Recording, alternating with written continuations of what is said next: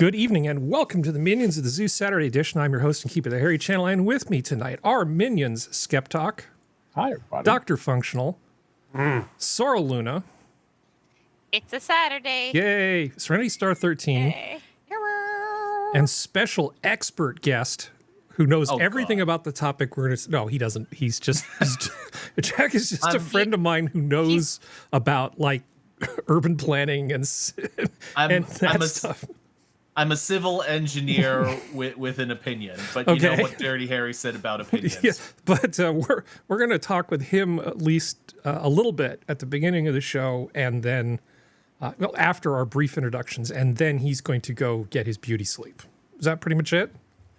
Yes. You don't want to just sit around for 2 hours of jocularity while you're half asleep? I can't. Hey, keep your jocularities to yourself. Yeah. First time I ever heard that word, I think, was in MASH. Did you ever watch MASH, the TV show? I am very familiar with it, but I didn't really do what you'd call a watch through of it. Man, I think I've seen every episode of that like a billion times. There was there were the big three networks, right? And then the small independent stations. And there was this station in the East Bay of San Francisco Bay, Channel 2, KTVU.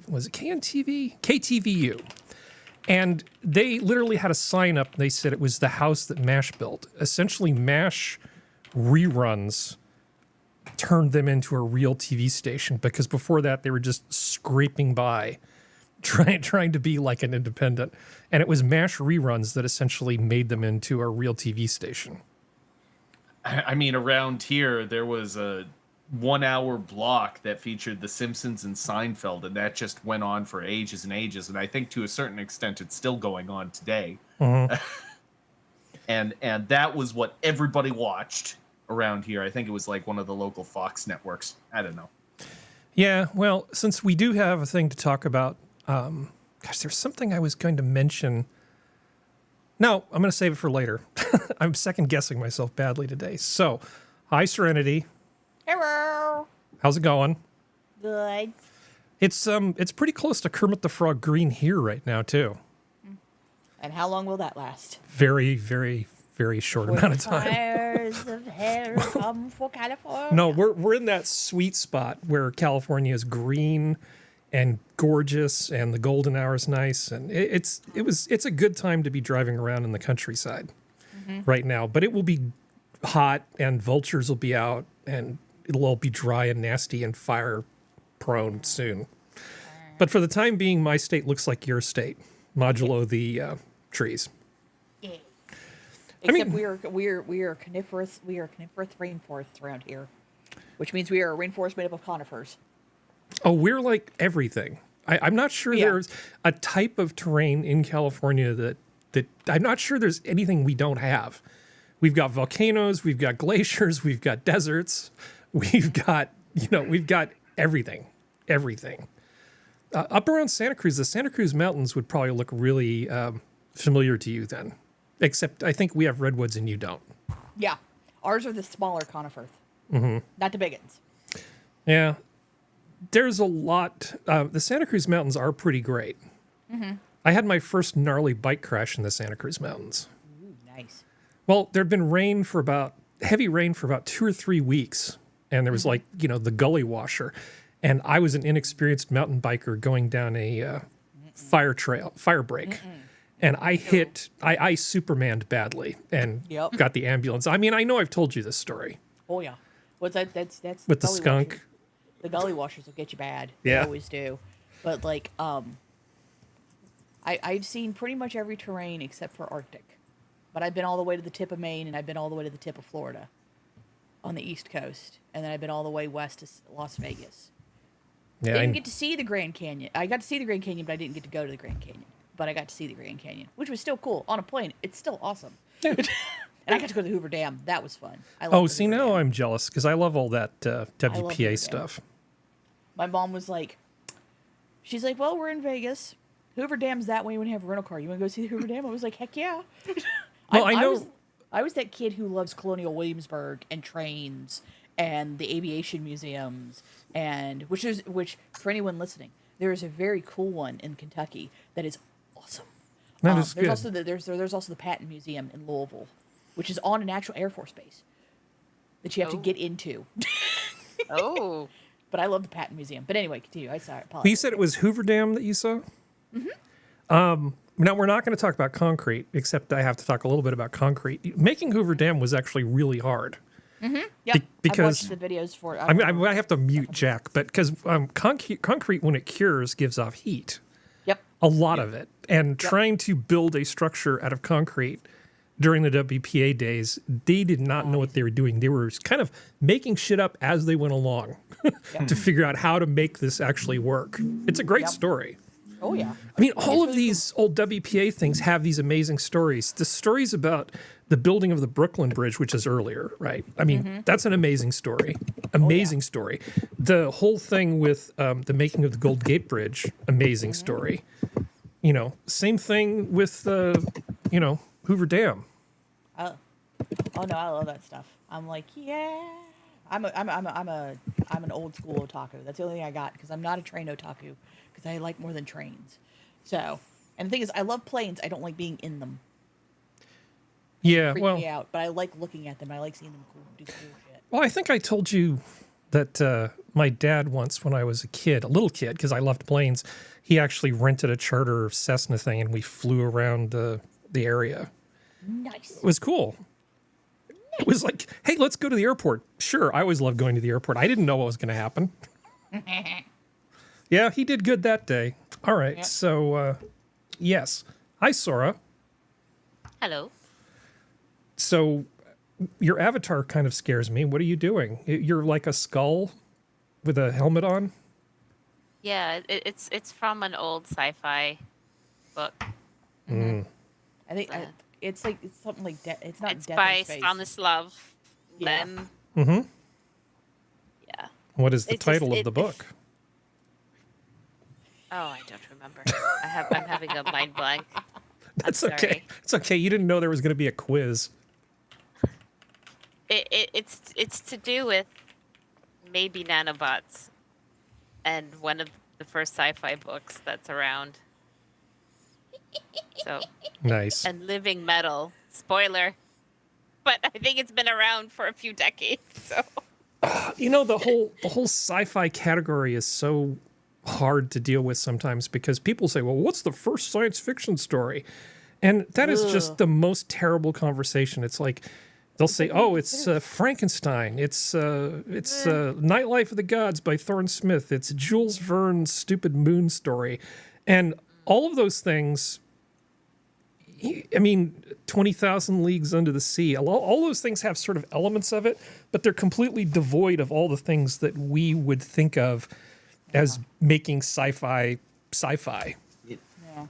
It's like a theory of forms question. Yeah. All of these things have the elements, but they are not what we imagine to be an actual sci-fi story. And they all fed into what it became later, but they're not what it actually was when it started. And that's what a lot of people can't seem to accept and deal with, is that there's a lot of parents to sci-fi. There's a lot of parents to fantasy. There is no one specific ding. Fantasy has a little bit easier time because they have Lord of the Rings, but even then, fantasy goes back before that. It goes back because Lord of the Rings is based on all the myths and legends from Nordic countries. So it's like they're all like that. Like, it's okay, guys. There's not a chicken. There's an egg, but there's not a chicken. It's Would you okay. say it's based on or inspired by?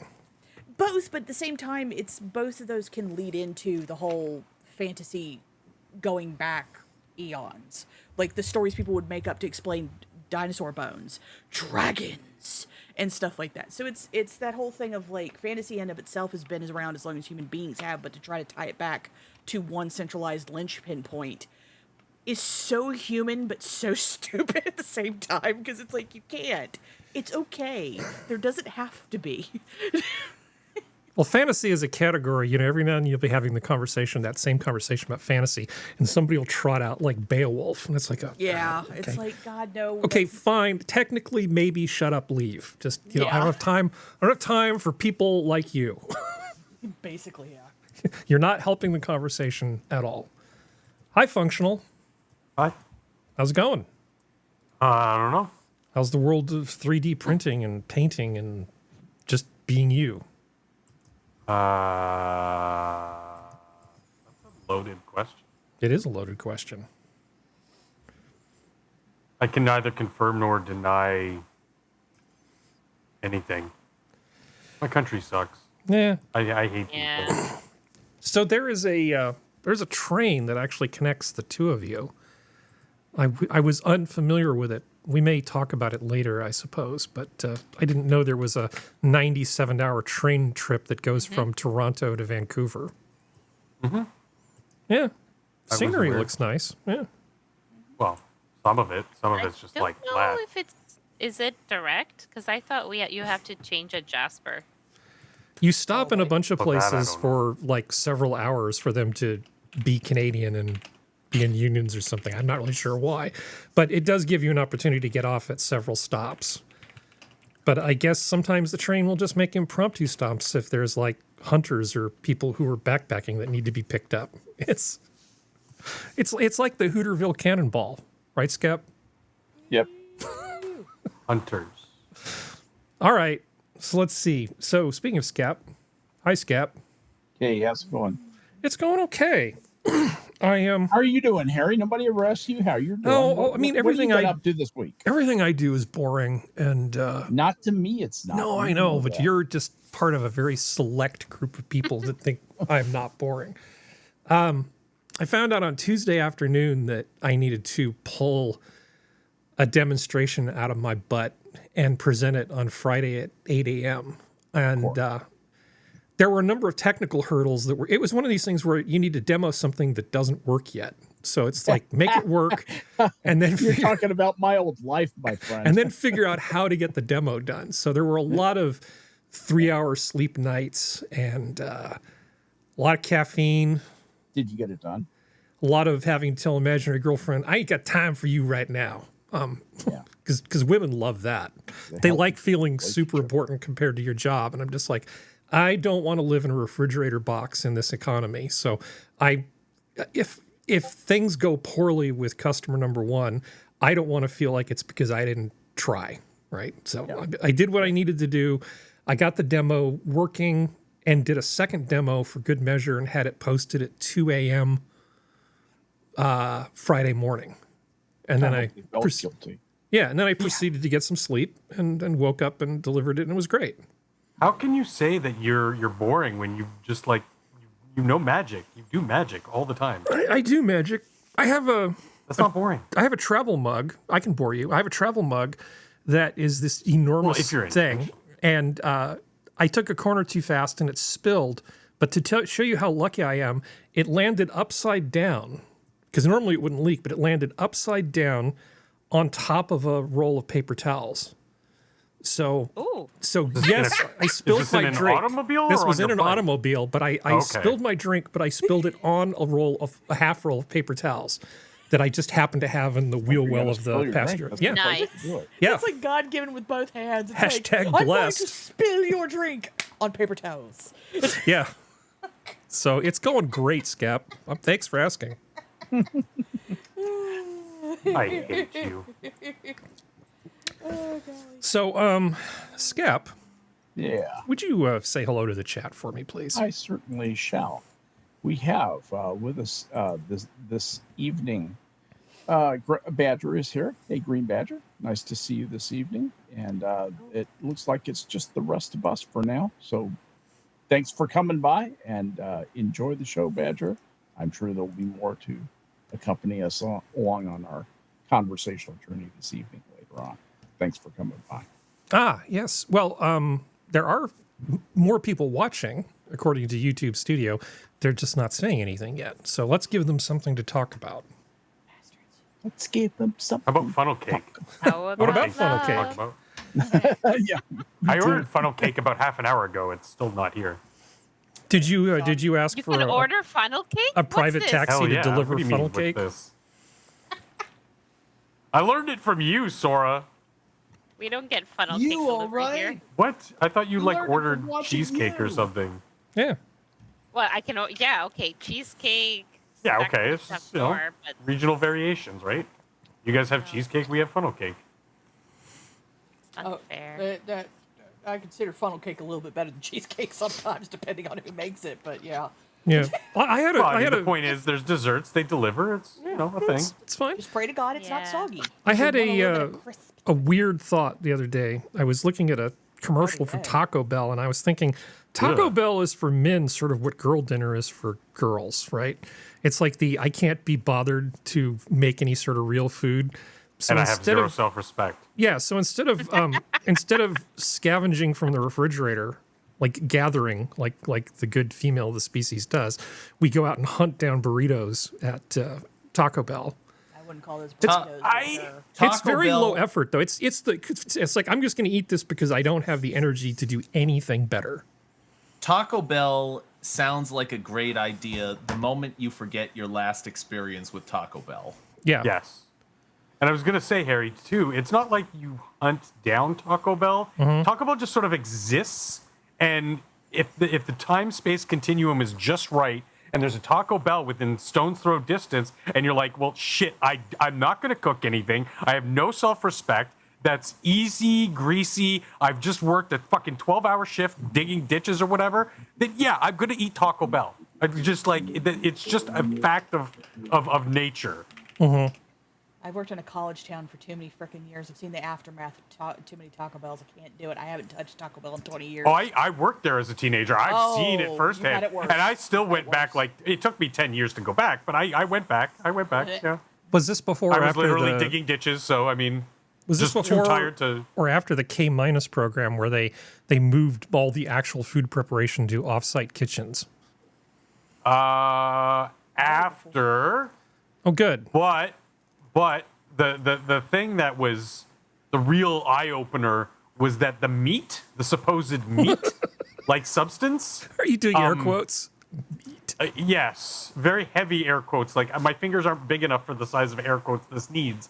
The meat product came in bags and was loaded Nice. into guns, sort of like caulking guns, and you would just squirt it out. And I was like, okay, I can kind of understand that. But the real eye opener was the fact that the lettuce and tomato came the same way And in the these beans. bags that you hook up to this machine and you squirt out of a gun. How? I don't know. It just worked. Lettuce gun, I like it. That's how you get people to eat more greens. Put it in the gun. Well, I know that Well, it was easy because it was like squirt, squirt, squirt, done. And there's There's you your know your food. stereotypical Taco Bell taco.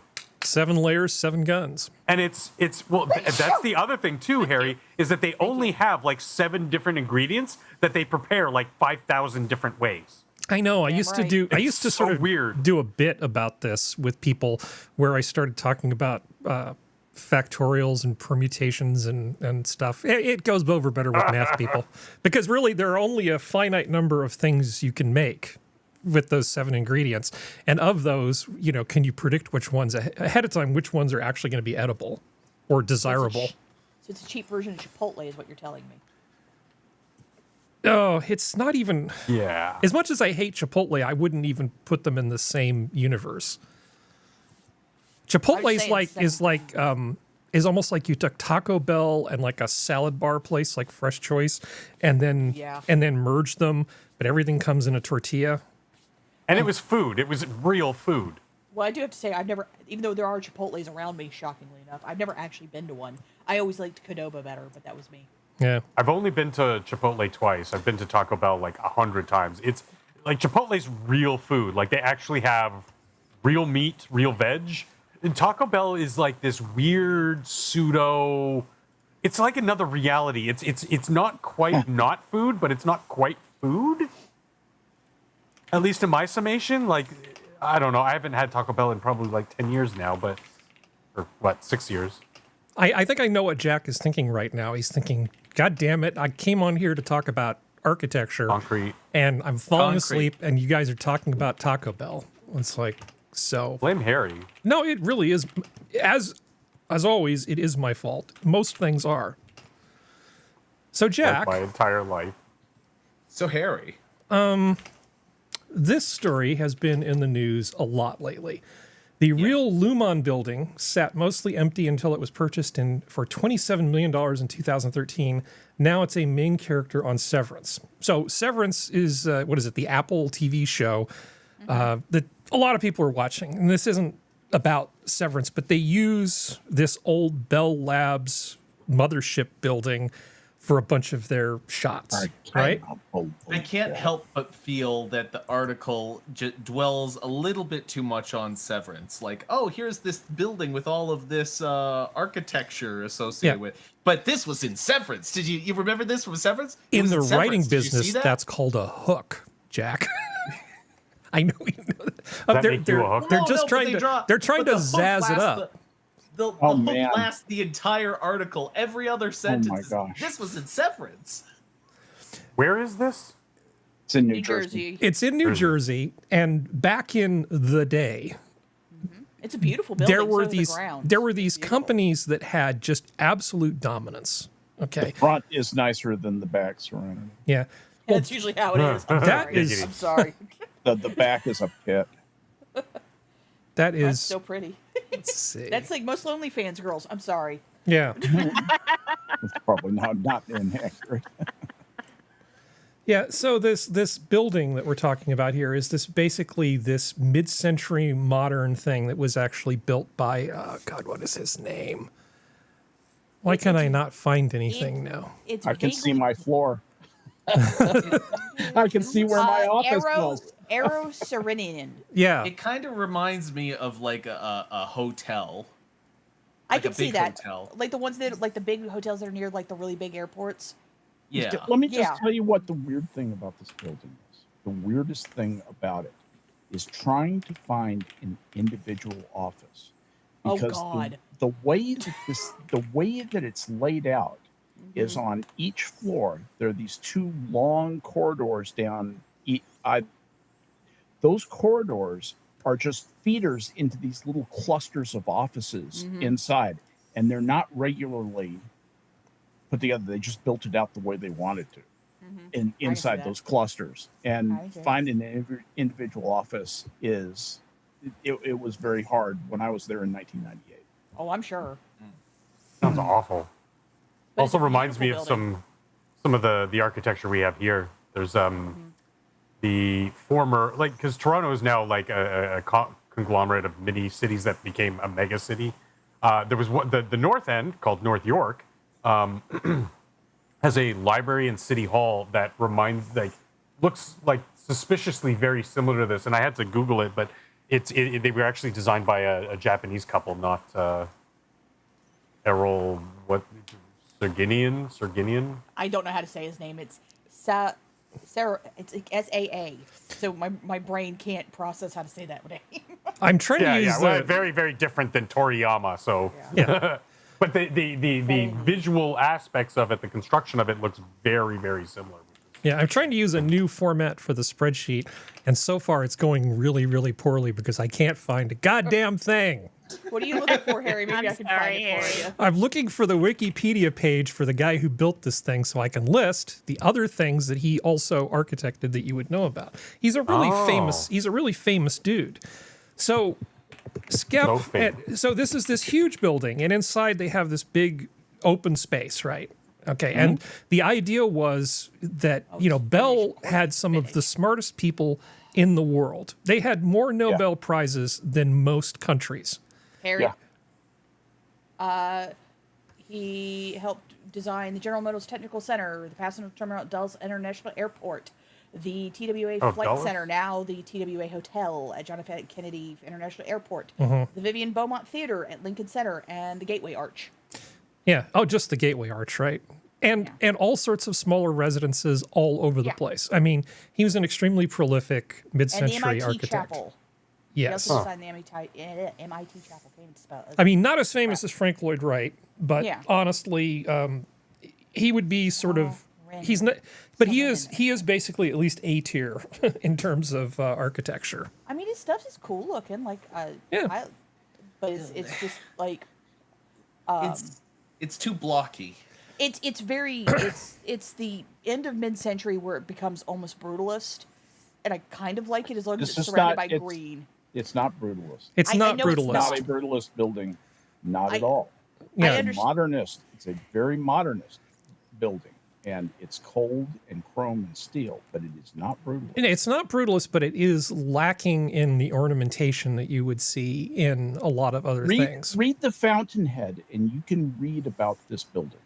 This was what Howard Rourke in the Fountainhead wanted to build, was a building like this. And the buildings at the time had ornate cornices with gargoyles and stuff like that. Yeah. And that's what the other guys thought he should build, and that's why he got crossways and had to blow up his housing project and all that stuff at the end. Spoiler alert. Let's kill this sound. So here's the building from the outside. That is an impressive looking building, and there's what it looks like in the TV. So they've had to God. change a few things around for the series, but this was a place where you could go to work That's it. back in the day, and some of the smartest people and most technically capable people in the world were all there working with you. There wasn't. It was a very unique kind of place, but of course we don't want that kind of accumulation of power. So they split it up and turned it into, the divestiture happened, and Bell Labs just doesn't exist anymore. So here's the guy that basically bought this abandoned building and has been slowly but surely renovating it to turn it back into this amazing sort of space. And he's firmly aware of what the spirit of this building is supposed to be. So what it's turning into is not just this sort of enclave, but sort of a live, work, play space for a bunch of people. And he's selling space in this building for a real premium because it's a great building. Well, it's got a great location too. Yeah. I don't know much about the surrounding area. What's great about the location? Well, the location is close to Newark Airport and close to New York City. Ah, Done and done. And it's really easy to get to. It is super easy to get to from So- the airport. I used to fly to New York to go there. so the Yeah, thing... I- Go I don't ahead, know, Jack. When I saw this in the article, all I could get was I was kind of getting the walkable city vibe from it. Okay, And well, you're a very those- smart man because that's exactly where I was going to go with this. Yeah, that was I don't walkable. It's all very central planish, and central planish stuff generally has major flaws, and they're generally not areas that you expect them to be, and they cause things to become total disasters. Well, that's the utopian thinking, right? There was a time when people didn't know any better, right? They just figured, hey, we've got all this great technology. What's the next big thing going to be? What are we going to do with all this great stuff that we have? All these building materials. We could build like a huge city, and you'd never have to leave. And it is sort of like that, not World Trade Organization, that idiot who said, you'll be happy and have nothing. Yeah. World Economic Forum. Forum? Yeah. Yeah. So it's that kind of stuff. But back in the late 60s, it was a lot more charming because it wasn't just some douchebag globalist. It was people actually trying to think, hey, couldn't we build like this really awesome future? So have you ever heard of arcology cities? Yeah. And of course, you Have not. get into all these sort of failed city things. I mean, lots of people have thought they were going to build things like the one that you're just describing. Oh, it's like the big blocks out of Dr. Dredd, Judge Dredd. Yeah, exactly. But there's all of these. There's Yeah. all of these failed cities that they were supposed to build. And here's one from the bad people from the 1930s in Germany. There's a huge number of these things that all just sort of failed. Like that. I think was it in Hong Kong where they had that block city. well, That's- and they're building what is it? The wall in Saudi Arabia, Which is already 10 years behind. and never going to happen. Yeah. It would almost be easier just to build that in space, I think, than Well- to try to put that in the desert. I remember you doing that article. I was looking at that and I was like, just thinking, that's never going to work. There are so The many line. problems. The There are line, so not the many wall. Yeah. problems. The line. Yeah.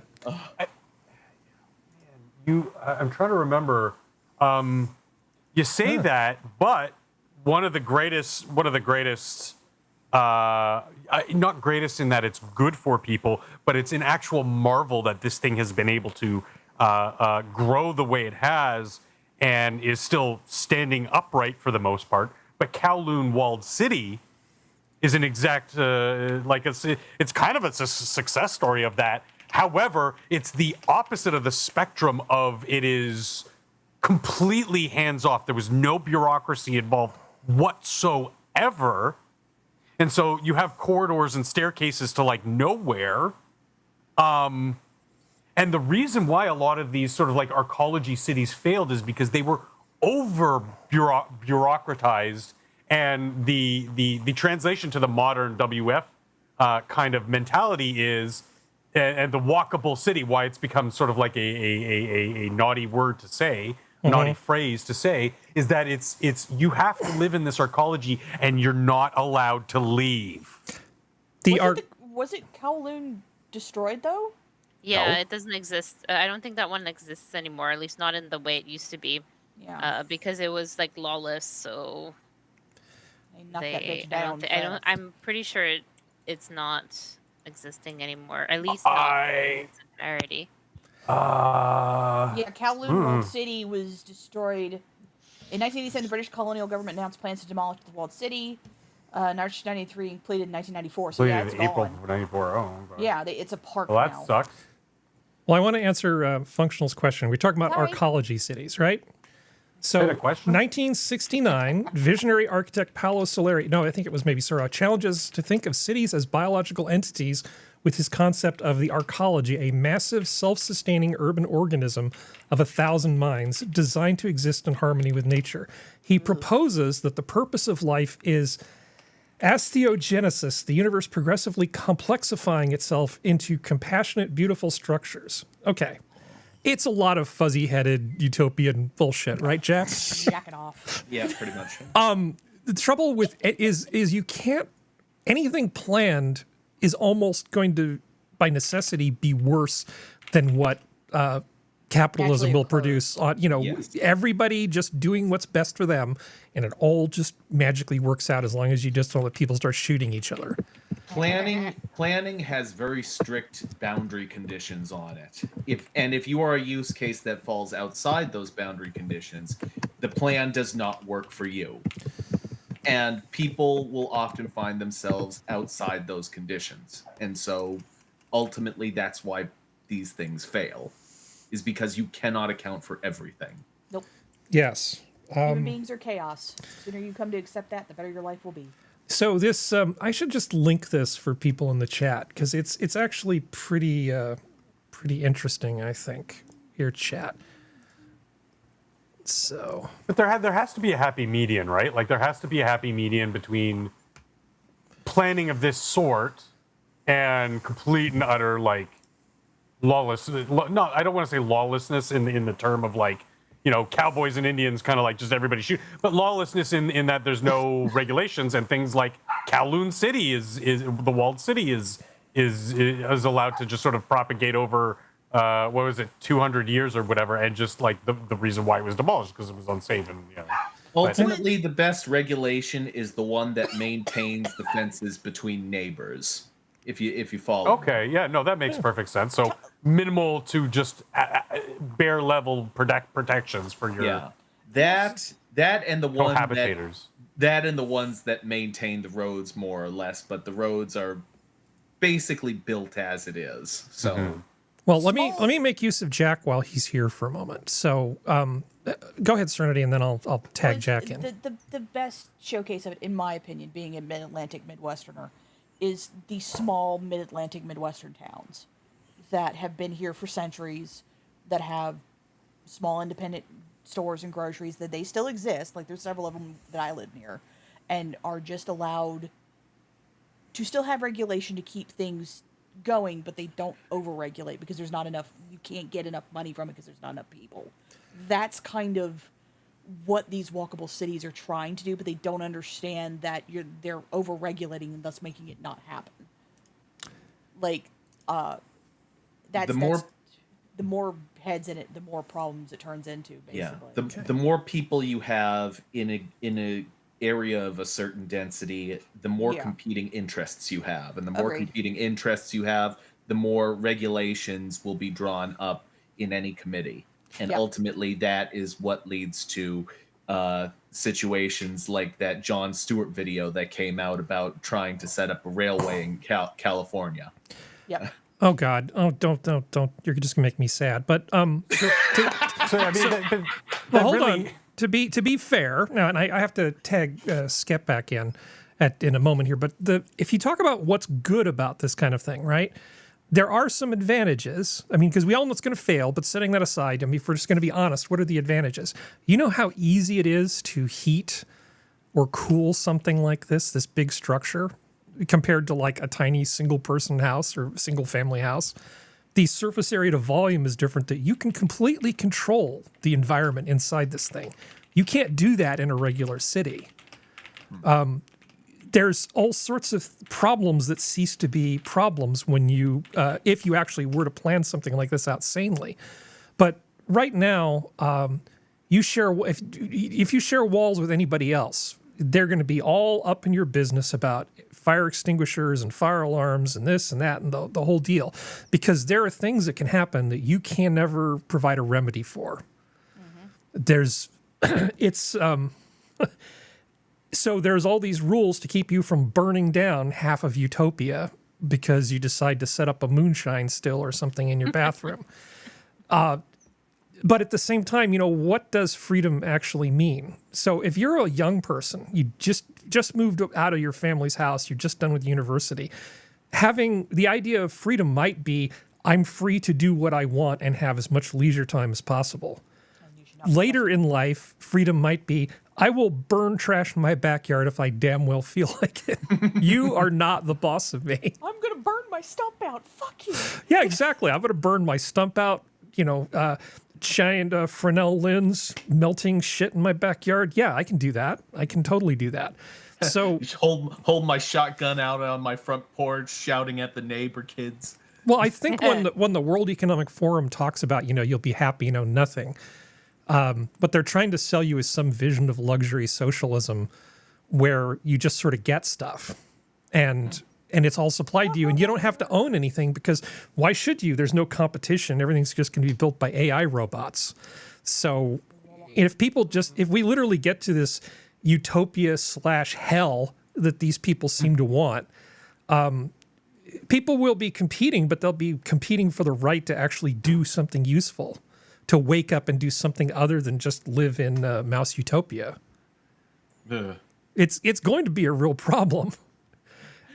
it already is. I mean, we're already there. You don't own, like most people don't own their house, they don't own their cars, they don't own their phones, they don't own their computers, they rent everything, and that is the ultimate end goal of the WEF. Like it's not They don't own the land not- that their house is on. No. yeah, that's the thing. It's literally, you don't own anything. You're just going Own to your pay little the house with elites. land. Yeah, you're just going to constantly be paying every month for everything that you want. You're never going to own anything. It's a lot less insidious. Well, it's still insidious, but a lot less mysterious than it seems. It's very direct, actually. They just want to be the people who you pay for their service every month. You'll never own this TV. You'll never. It's like a streaming service, but they want that for everything in your life. Yeah, and you don't need prisons. You just basically say that if you can't live within the rules, they just kick can't you buy. out. Well, they just kick you out, and then you go live out in the wilderness. Hey, Skep, unmute yourself and come back if you're still there. Chasing chihuahuas. Hey, so did you ever hear about Holy City when you were living around here, the place up in the Santa Cruz Mountains? It was basically an art colony.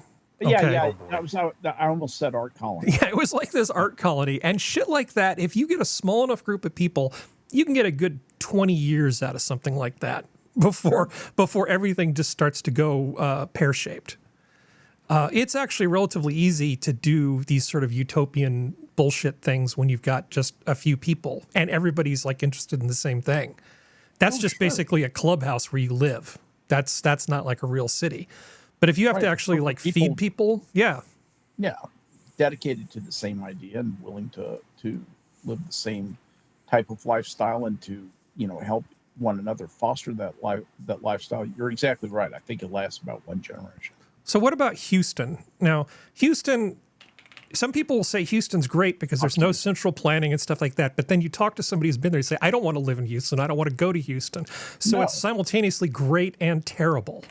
What's the deal with Houston? There's a couple things going on here. Houston used to be known as the city that had whorehouses next to the churches because there was no zoning. Right. There was, Best way to it was still kind of the Wild West, but a steady heaping helping of poor people from Louisiana and Mississippi drifting into the Houston area for economic opportunity has made it a very liberal city, and that has changed it from its traditional character as roughnecks and cowboys to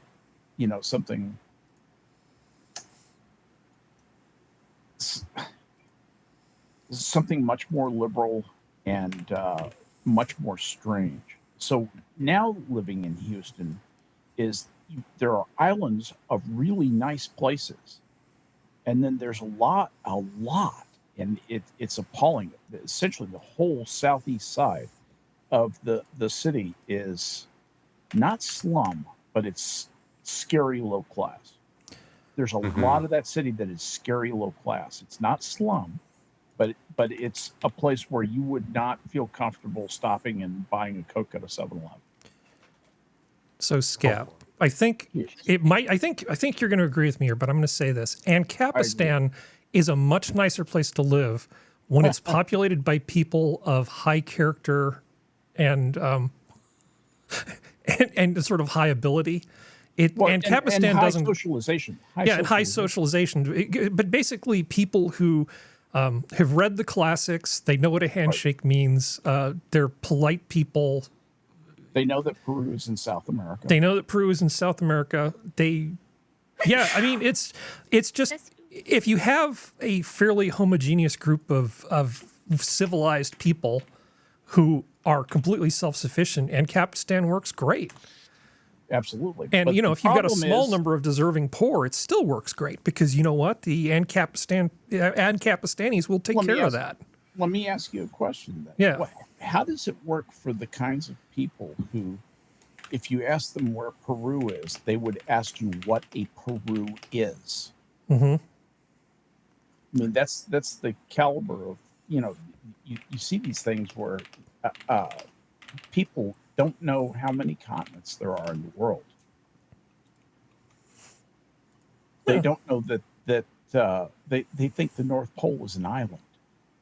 That's where Santa top of is. the Yeah. world. Yeah. Yeah. I'm dead serious. I'm talking about adults. I'm talking about adults with responsible jobs. They don't know anything anymore. They just have not learned anything. They're not getting basic education. I think that's really sad. That we've got a much bigger problem with the education board in this country than we think we do, than we're recognizing. Oh, we absolutely do. I have a topic which we'll bring in later once we let Jack go get some sleep. Which I think you're going to like some of the other topics we've got coming up. Actually, I'm confident Skep is going to like tonight's show. So, Jack, I just wanted to talk about Utopia with you. I mean, this particular picture is beautiful. I think this is almost like a techno church. What I'm looking at here, you know what I mean? Like there's like it's like this big structure and it's kind of solemn. And I would feel like I couldn't talk here. Like it's almost like you're in a big library and you should keep your voice down. But at the same time, your eye is actually drawn up toward the heavens. There's like a weird pseudo-religious vibe to me Would in you the like way to know this what looks. it's like to walk in there? Sure. That's exactly how people act. Yeah. Everybody gets a mean voice. And they look around and they're amazed by several things: how warm it is and how quiet it is. I would think that would be counterproductive to the nature of a whole bunch of scientists who are supposed to be collaborating together. real scientists don't spend all their time collaborating. Yeah. They spend Fair their time. enough. They spend their time working and in focus mode.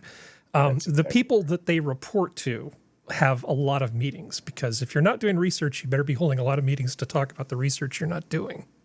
right. Yeah, Or getting funding. or so, getting so funding. basically the idea of the Google thing where everyone is having 80 meetings a day is just total cover for bull crap. I came very, very close to going to work for Nokia Research. Really. Yeah. And the only thing that stopped it was they ended up reorganizing before I would have gotten hired, and the place I was going to go disappeared. I came so close to working at Nokia Research. We could have been holding a hairy brick, everybody. Yeah. Well, what was weird was when I went there and talked. Okay, this is stupid, but I basically went there and talked to them about a bunch of practical things that would work, and they're like, no, we want more pie in the sky, things that nobody's ever heard of. Well, there is such a thing as being too far ahead of time and failing in the market, and that's exactly what happened to them. They really, well, anyway, it's a confused group of people, but I knew a bunch of people that worked there. Again, really, really smart, decent, wonderful people, which is one of the reasons why I kind of wanted to work there. Because as great as Google is to work with all the speakers and stuff, Nokia Research was probably the closest thing to Bell Labs back in the, after the year 2000. Wow. All right, so Jack, do you want to go to sleep now? Yes, I want to go to sleep. Okay, thanks for Oh, humoring me and showing up on such short notice.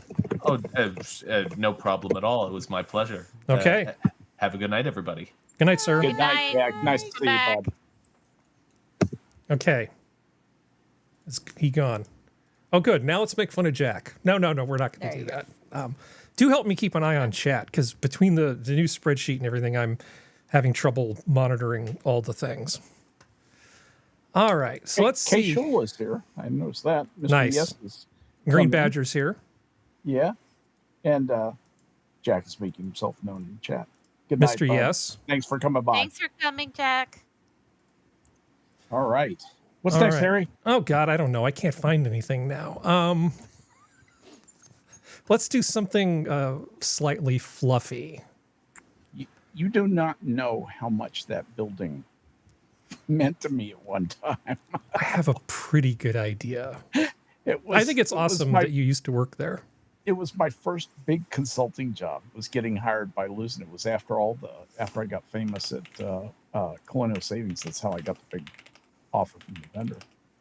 Anyway, long story. Well, let's pull from the fluff thing, shall we? We're utterly excited. Public asked to name Monterey Bay Oh, that's Aquarium's terrible, newest sea terrible otter. thing to do. Terrible thing to do.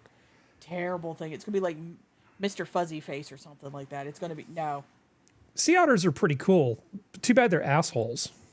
They are cool, but people are gonna name it something stupid. I think this is a good idea in terms of PR. Letting people. We Okay, are so excited. shut up.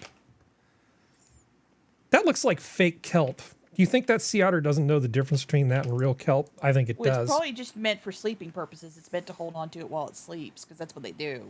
So he probably knows it's fake, but it's something that'll tether him, so he just does it anyway. Yeah. Huh. I wonder what that It's a is. little cute, dude. That's a baby. It is a baby. It's a new otter pup. That's a baby.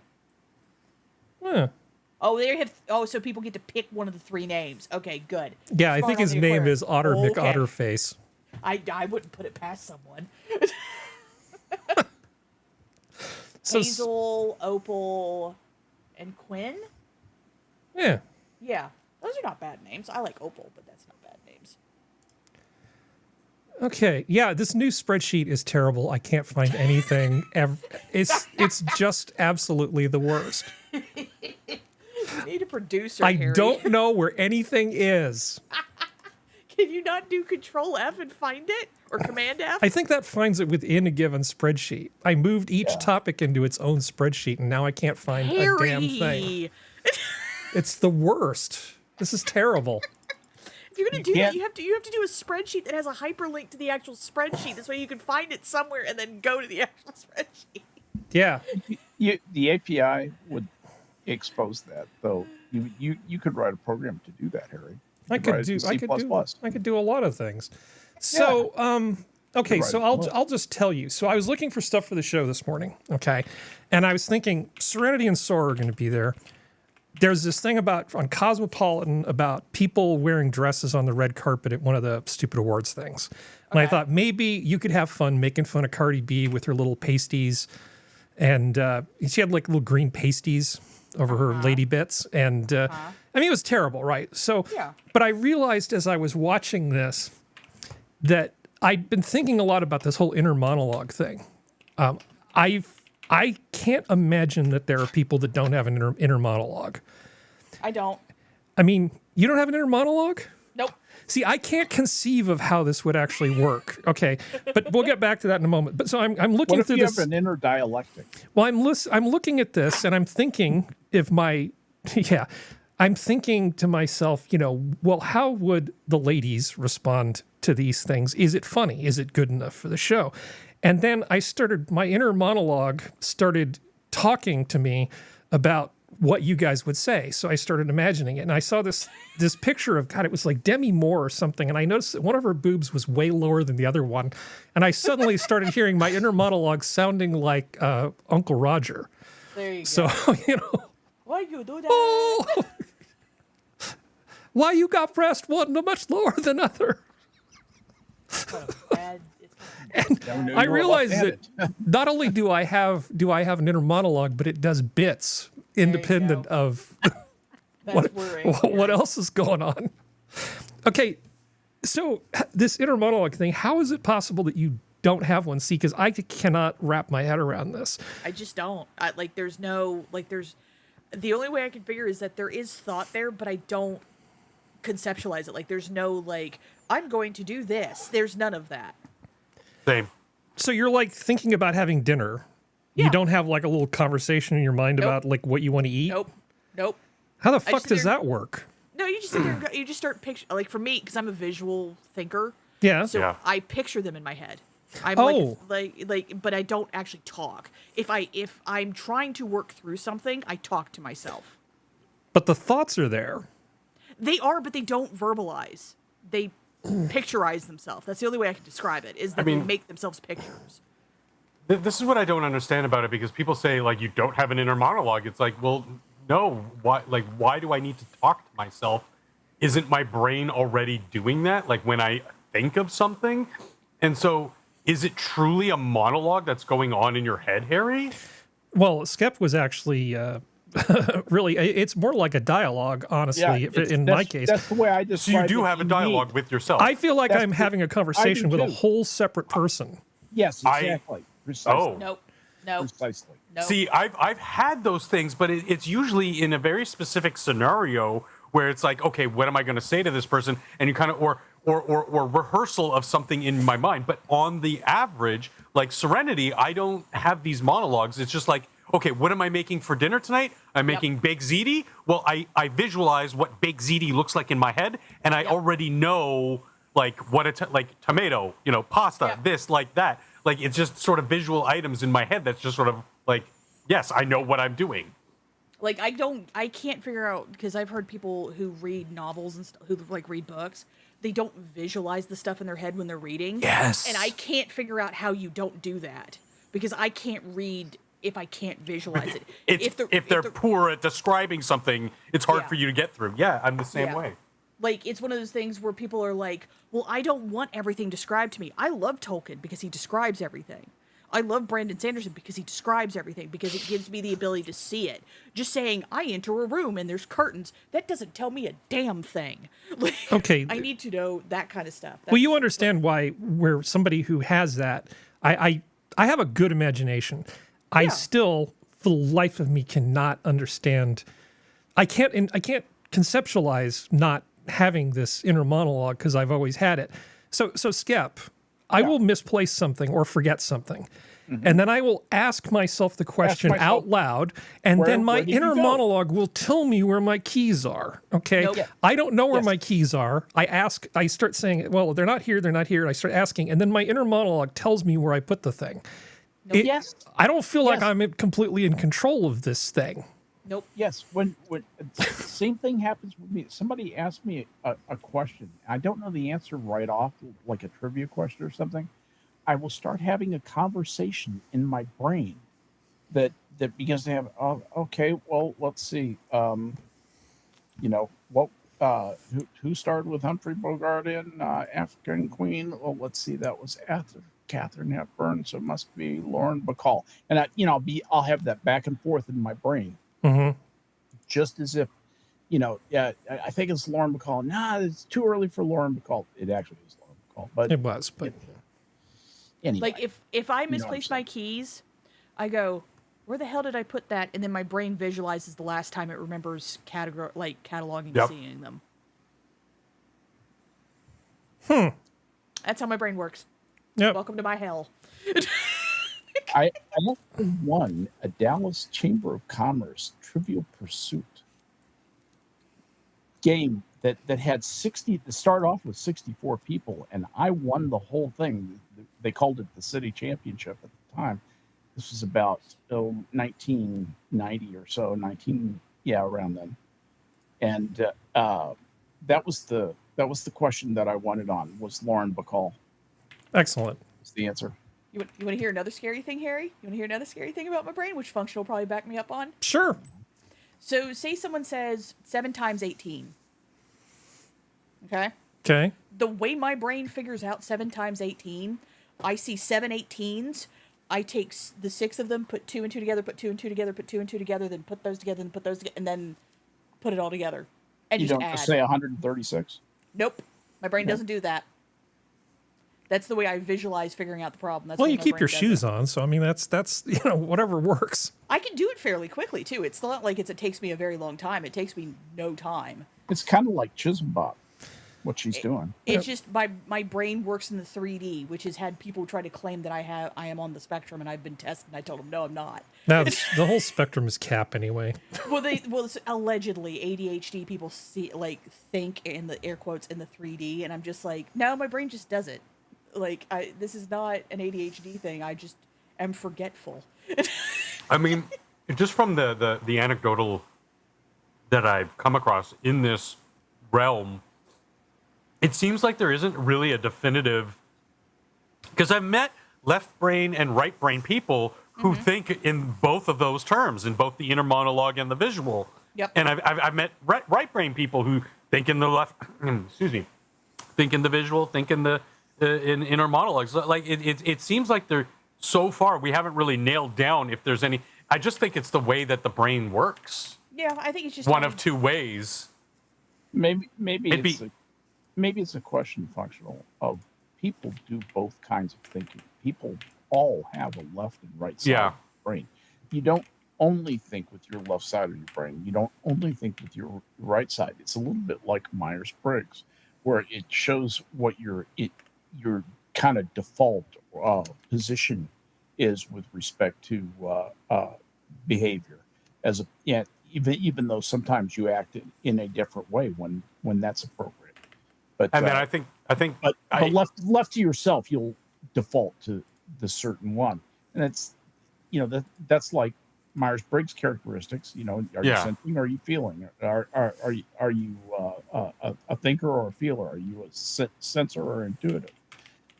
It's everybody is both. Everybody does both. It's just, what do you do first? What is your default? What do you naturally fall to? Yeah, 'cause I in think- the absence of some other driver. I think it is a nature, so it is in your nature to be these things. But I think nurture also plays a role in it. Like what we used to do with people who were left-handed or ambidextrous is we just default to the right-handed way of teaching things. Like Yep. I'm ambidextrous, but because throughout my young years teaching me how to handwrite, cursive, etc., I can only really write well with my right hand.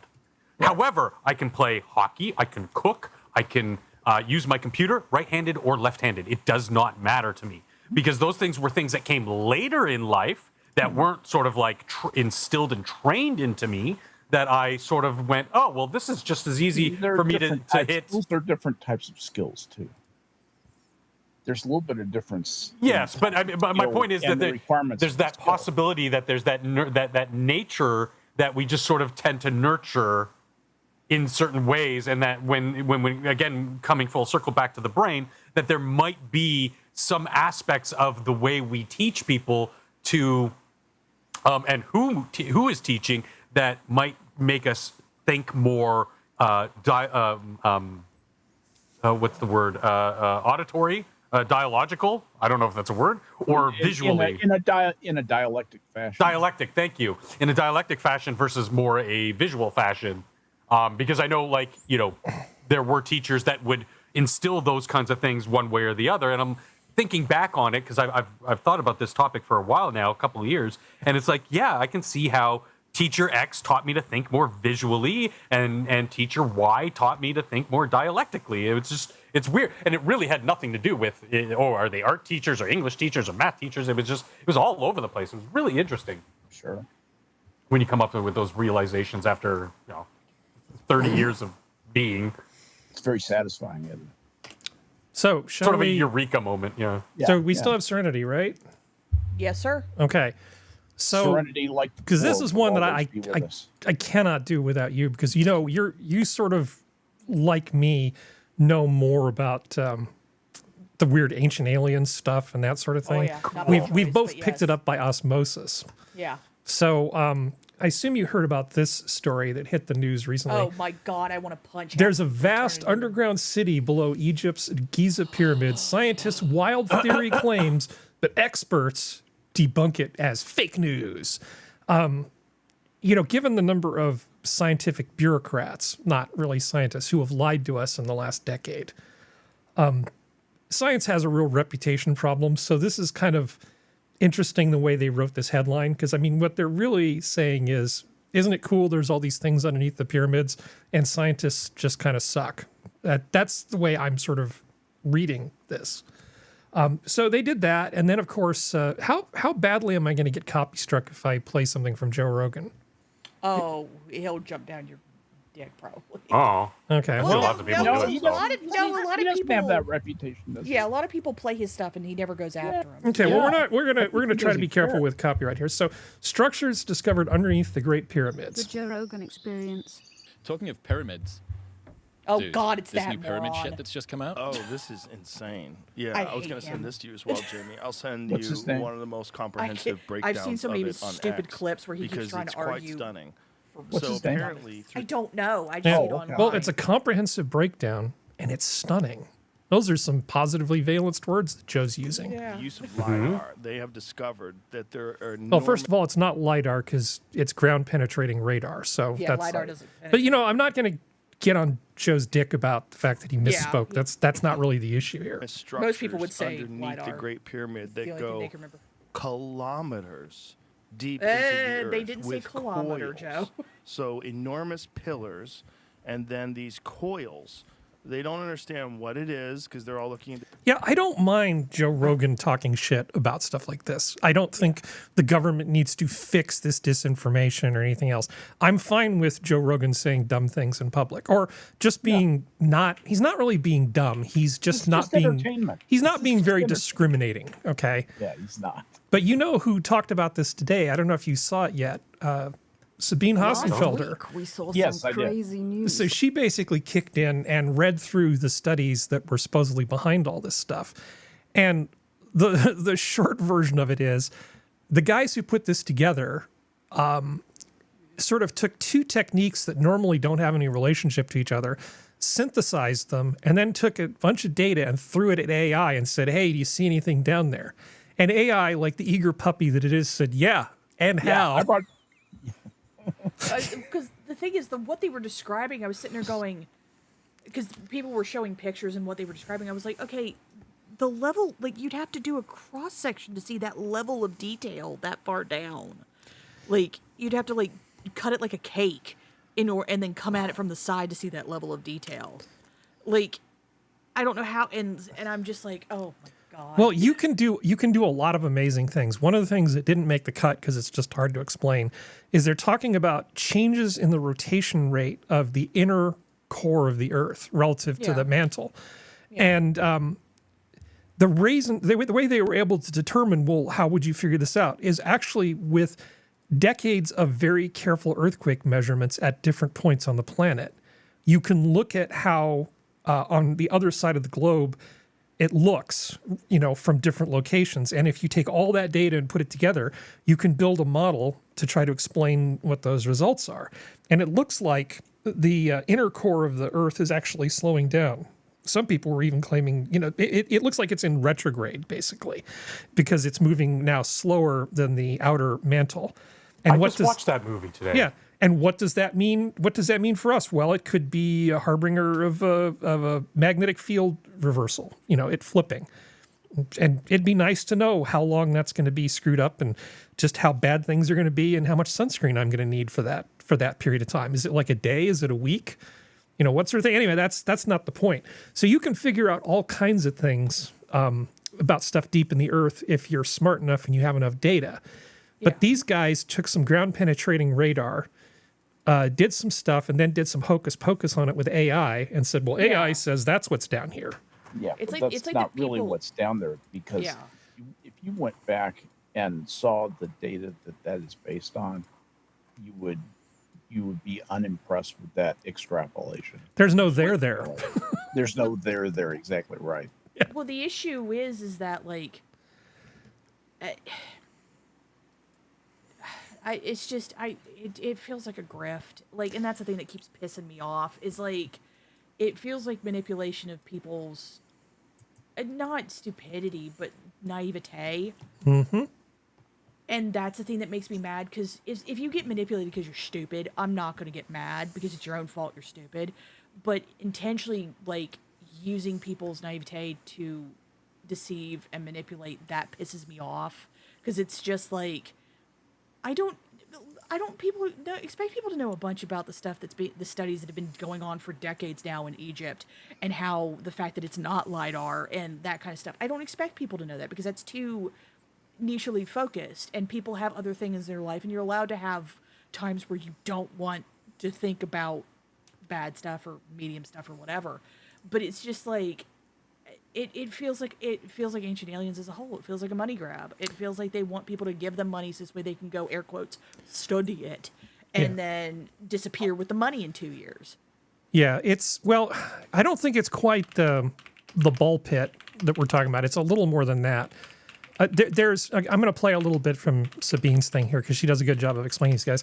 I did notice that I was being that guy as I was listening to this in the car on the way home, and I was sitting here pointing out the logical fallacies in that, but it's like, it doesn't matter. She's making science explainer videos, and I think that saying that these guys might be a couple of asshats isn't really all that unfair. Yeah, it's an ad hominem attack, but much like with the use of the Signal app, I just don't care, and I'm going to let it go under the circumstances. But we'll talk about the Signal thing in a moment. But here's what she says about these guys.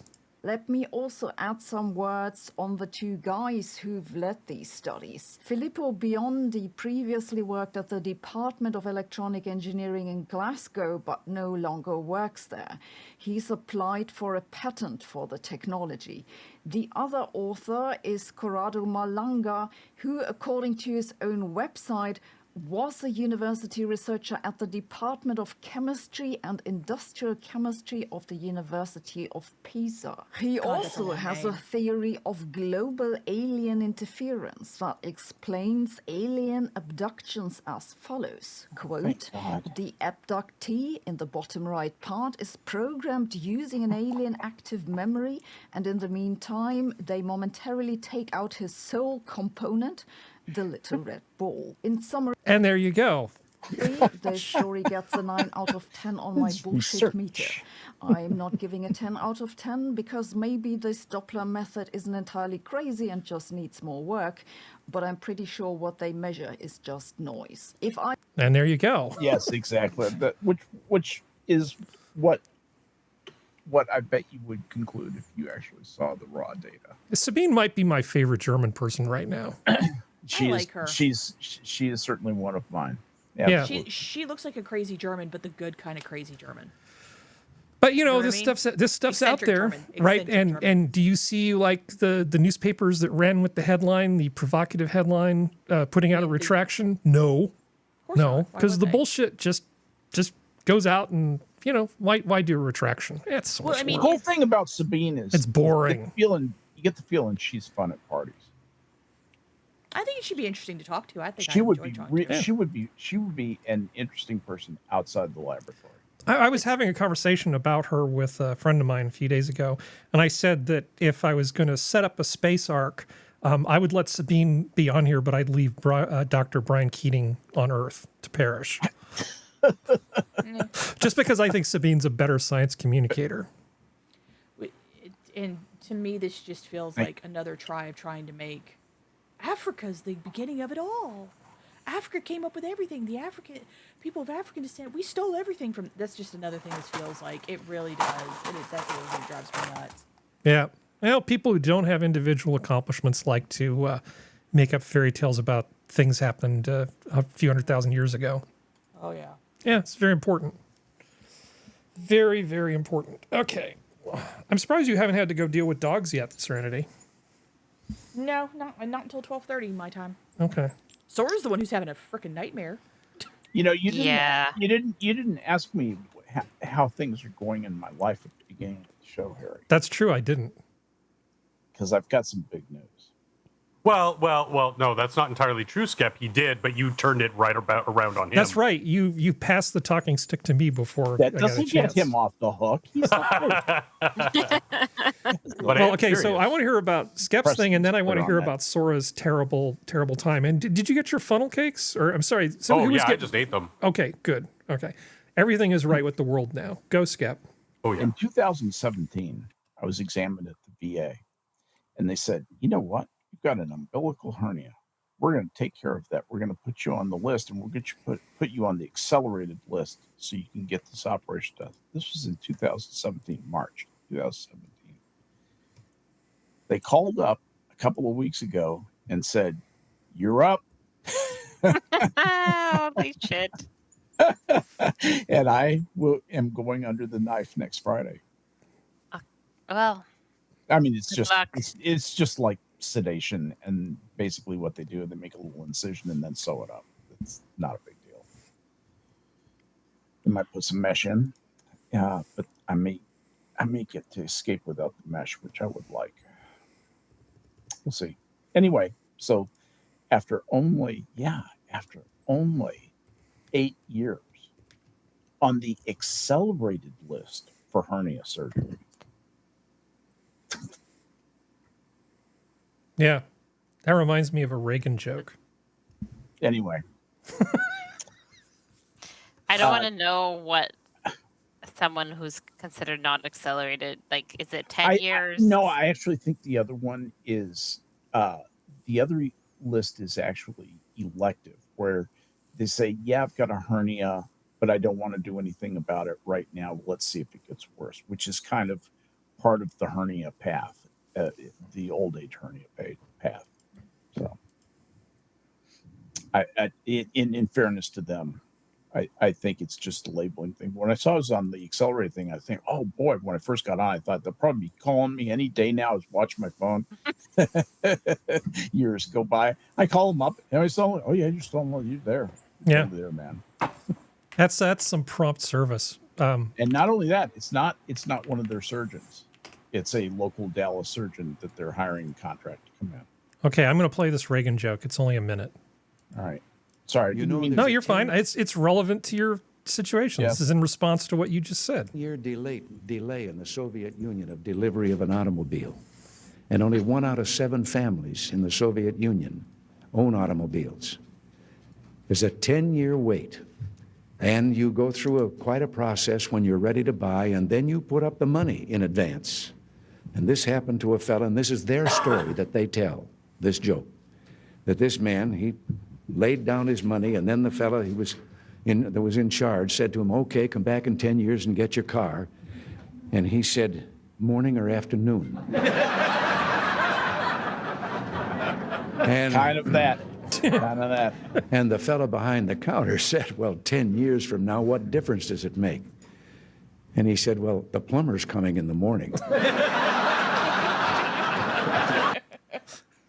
I may have already shown that, so, but Yeah, I that's a a good great joke. one. I like the love Gipper. that That your story about the VA reminds me. I mean, at least it isn't 2027 before they're getting to you, Skep.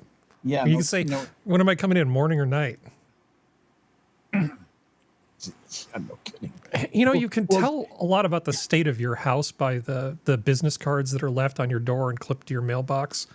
I got one for, usually I get like tree service ones, but you know, after I had problems with the trees, now I came home to have one that was for junk haulers. You know, it's like, what's the What are state you of, what's, saying? are you trying to say- imply say that to my I have a face. lot of Say it to debris my that face. needs to be Say it. removed?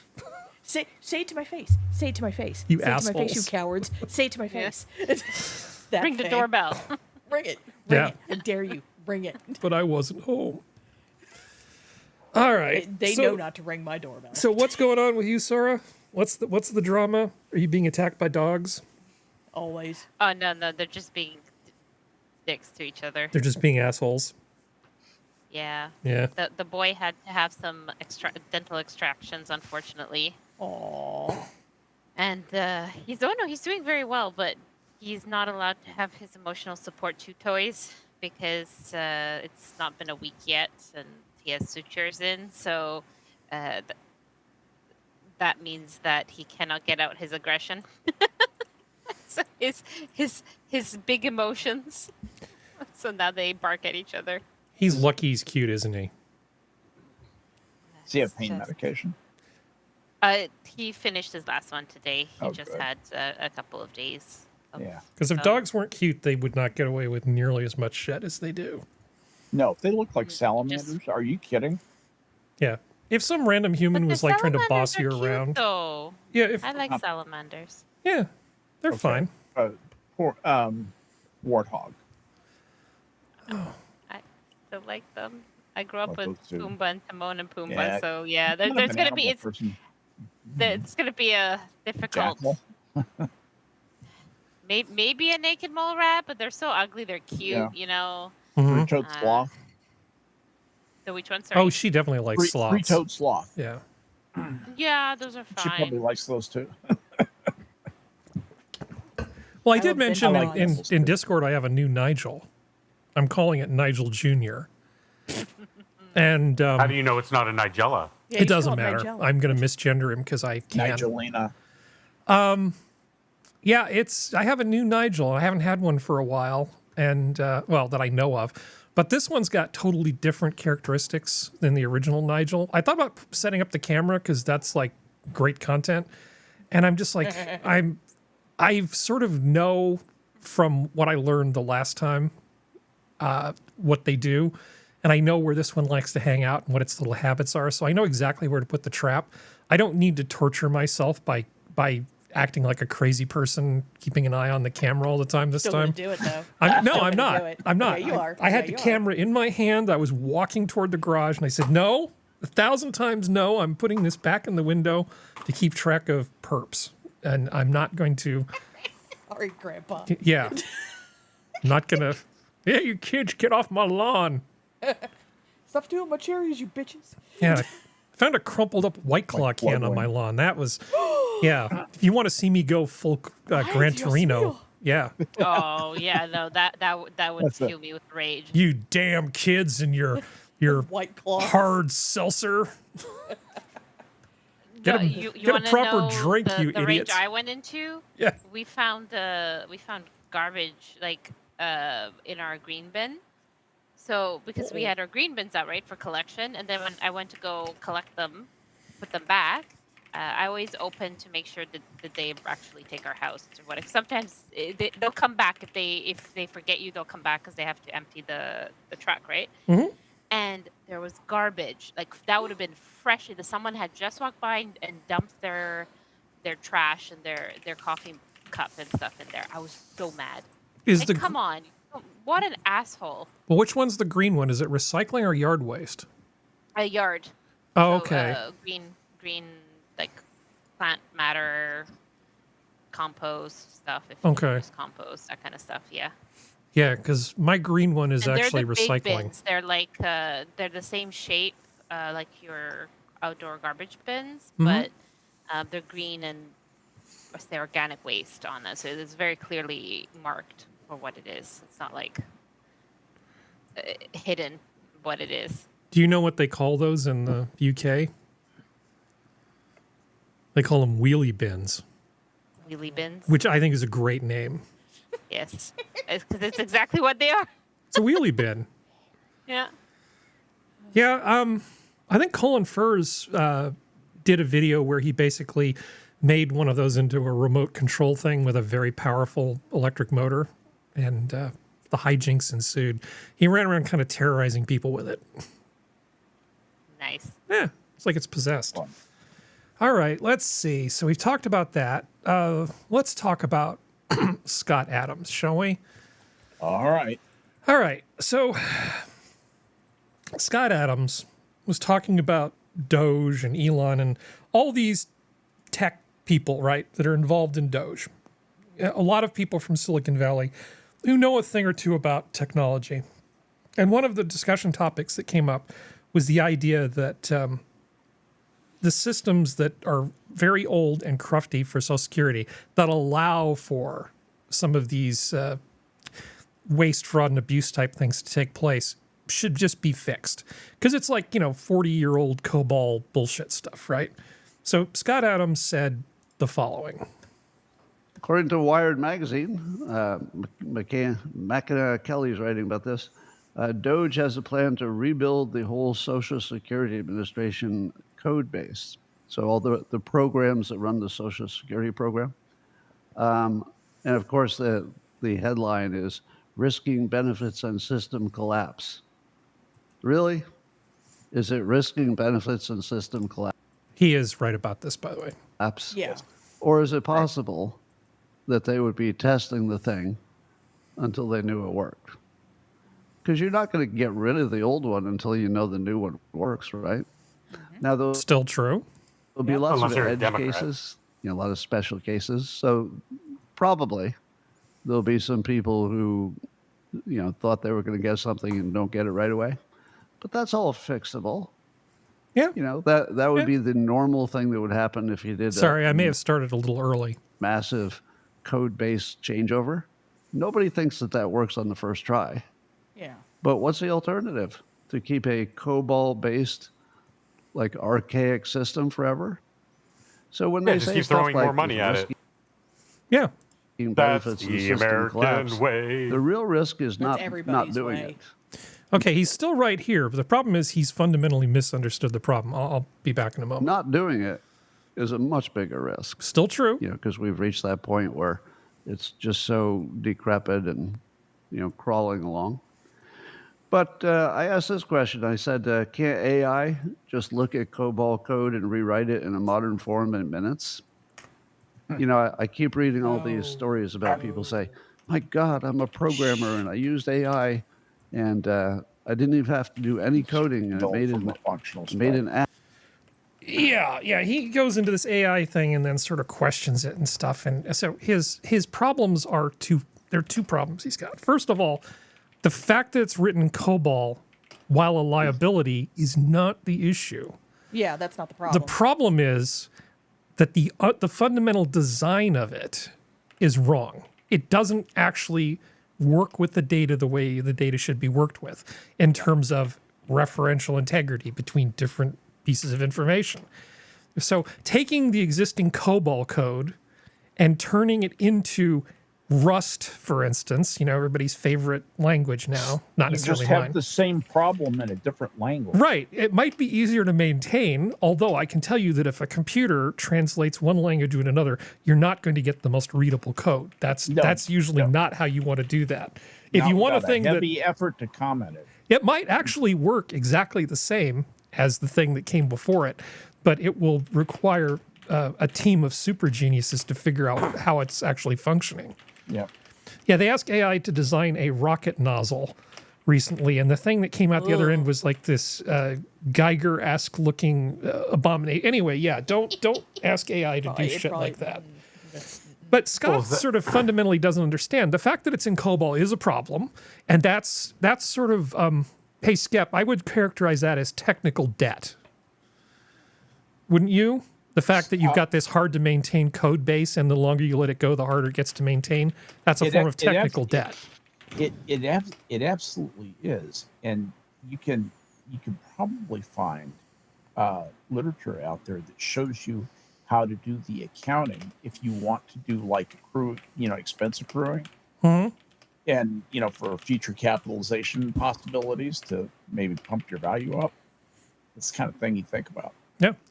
And you could, even 20 years ago, you could have taken said COBOL, turned it into something executable, turned that into assembly, and then reverse engineered the assembly into some other language, and you would have ended up with the most indecipherable bullshit. Okay, so that's around the mulberry bush. So what AI does in terms of like this stuff, so if you go to, what is that thing, Stack Overflow? I can never remember the name of it. But if you go to some technical thing and you say, how do I write a particular type of something? Give me some source code for like, this simple client server model thing, right? What it will do is it understands a thing called design patterns. And design patterns were something that people were working on to make code reusable. So AI is quite good at being a parrot. You give it an input, it gives you the output that a person would normally give because it's been trained on all this data, right? It's just a mimic. It doesn't have like some underlying intuition or knowledge about things. It's just a mimic, okay? And it'll feed you back information about like little pieces of things or the broad overview of it. It doesn't necessarily mean it's going to take an entire COBOL program and turn it into beautiful, working, well-documented, commented Rust code. But even if it did, that still doesn't solve the problem. The real problem is that the software is not properly designed. Right. You need a different functional spec than what wrote that software. Yeah. You need to start over is what you need to do. Right, exactly. Precisely correct. And we have decades of experience since that shit was written, right? Oh, we're so much better now. So we understand how databases work. So you can say, here's the recipient, here's their beneficiaries, here's this, all these data structures are very easy to put together. It's no more complicated than an airline ticket booking system. And there are conversion helpers out there that make your life a lot easier. Just start over. Don't even, I mean, I would basically like converting old data. They should take all of this old COBOL code, print it out, lock it in steel drums, and then bury it in a mountain of salt. They should just make it go far away, and anybody who's re-implementing should never look at it. You're talking about my old teacher. That was Commander Hopper, who came down to Navy Supply Corps School. She was really one of the inventors of COBOL. Really, no kidding. Yeah. Well, you know about Grace Hopper? Yeah. Okay. I remember her being on the Tonight Show, and she brought out a piece of wire. And she basically, based at the certain clock speed, she said this piece of wire represents, I think, some fraction of a second. And she was using this as a visual aid to explain how computers work to Johnny Carson. She was an excellent science communicator. Oh, her seminars were just not to be missed.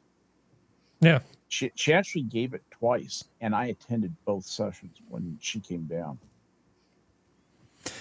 Well, there's a handful of people that really know how to do shit like that, Yeah. Hopper was one of them. Feynman was one of them. It's like, why do we talk about Feynman? He wasn't the greatest scientist of the 20th century. No, he wasn't. Feynman diagrams are great.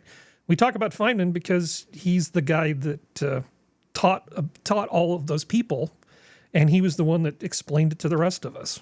He's a great guy. So was Hopper. I don't think Feynman was never on the Tonight Show, as far as I know. That's the thing. Unless they'd let him play the bongos, he would probably totally go for that. Though I digress. I can't imagine that he was ever on the Tonight Show. But I feel like Scott Adams has completely missed the point. The problem is that we have a computer system that allows for 130-year-olds to get checks. Mm-hmm. And they just want to fix that so that doesn't happen.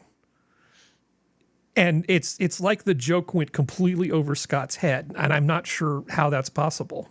Maybe his inner monologue stopped. I don't know. I'm very confused. We all are Yeah. at this point. Well, Scott Adams is not a dumb guy. No, he's a smart guy. Yeah. I subscribe to him. I like him a lot, but I only agree with him maybe 40 or 50% of the time. I figure if I listen to him for 50 minutes and he comes up with 2 insights that are different than what I'm hearing from everybody else, I'm getting my money's worth. Get out of my head. Yeah, that's all it really needs. Functional. Exactly. Yeah. So, like, you know, if I'm watching some cooking show or some demonstration, if I'm watching like Rick Bayless and he gets out the molcajete and he just does the same crap over and over again and I don't learn anything new, I stop watching Rick Bayless. I don't have time. I don't have time for this shit. Ain't nobody got time for that. Ain't nobody have time for that shit. I mean, yeah, well, I'm saying that, you know, kind of tongue in cheek, but except for, you know, what we now consider to be memes, aside from memes, which are basically just, you know, common ideas that are generally somewhat jovial, like humorous, the repetition of this type of stuff is not good. No. Yeah. Speaking of, sorry, go ahead. I had a question because obviously this isn't my wheelhouse. I know more about certain specific things about like the heuristic algorithms and how they apply to, say, you know, video games as opposed to information systems and all that kind of stuff. That's so far. So could, in theory, you create a heuristic AI platform that could translate old types of code into new? But what you're trying to say is that would take so much more energy and time to create than it would be to just start over. No. And create something completely new out of a newer language. They need a new design is the problem. So converting... But that's what I don't understand. What do you mean by design? Oh, what I mean is having something that works the same broken way as the thing that's written in COBOL doesn't actually get you where you need to be. Yeah, it may make it easier for somebody in effect, what it's doing is the problem, not the fact that it's an older language. Exactly. The older language thing is what I mean by technical debt, right?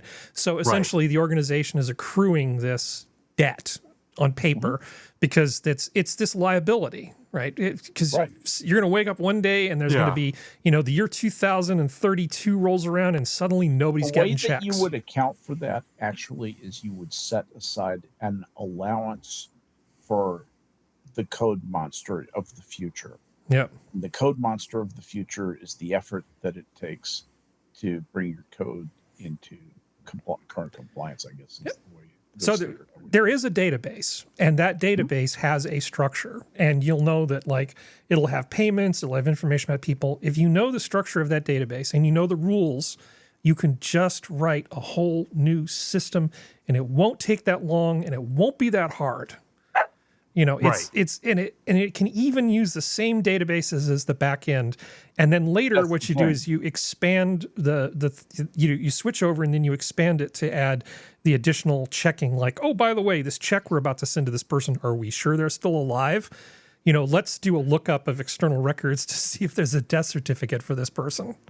You know, basic stuff like that, so that we're not double paying people who are dead. That's the main thing we're trying to fix. Yeah. The core of the crux of the software itself and its purpose is not really fit for purpose. It needs to be expanded because obviously technology is expanded. I have one possible exception to that, and that is when the legacy database design needs to be redone. Yeah, just fundamentally.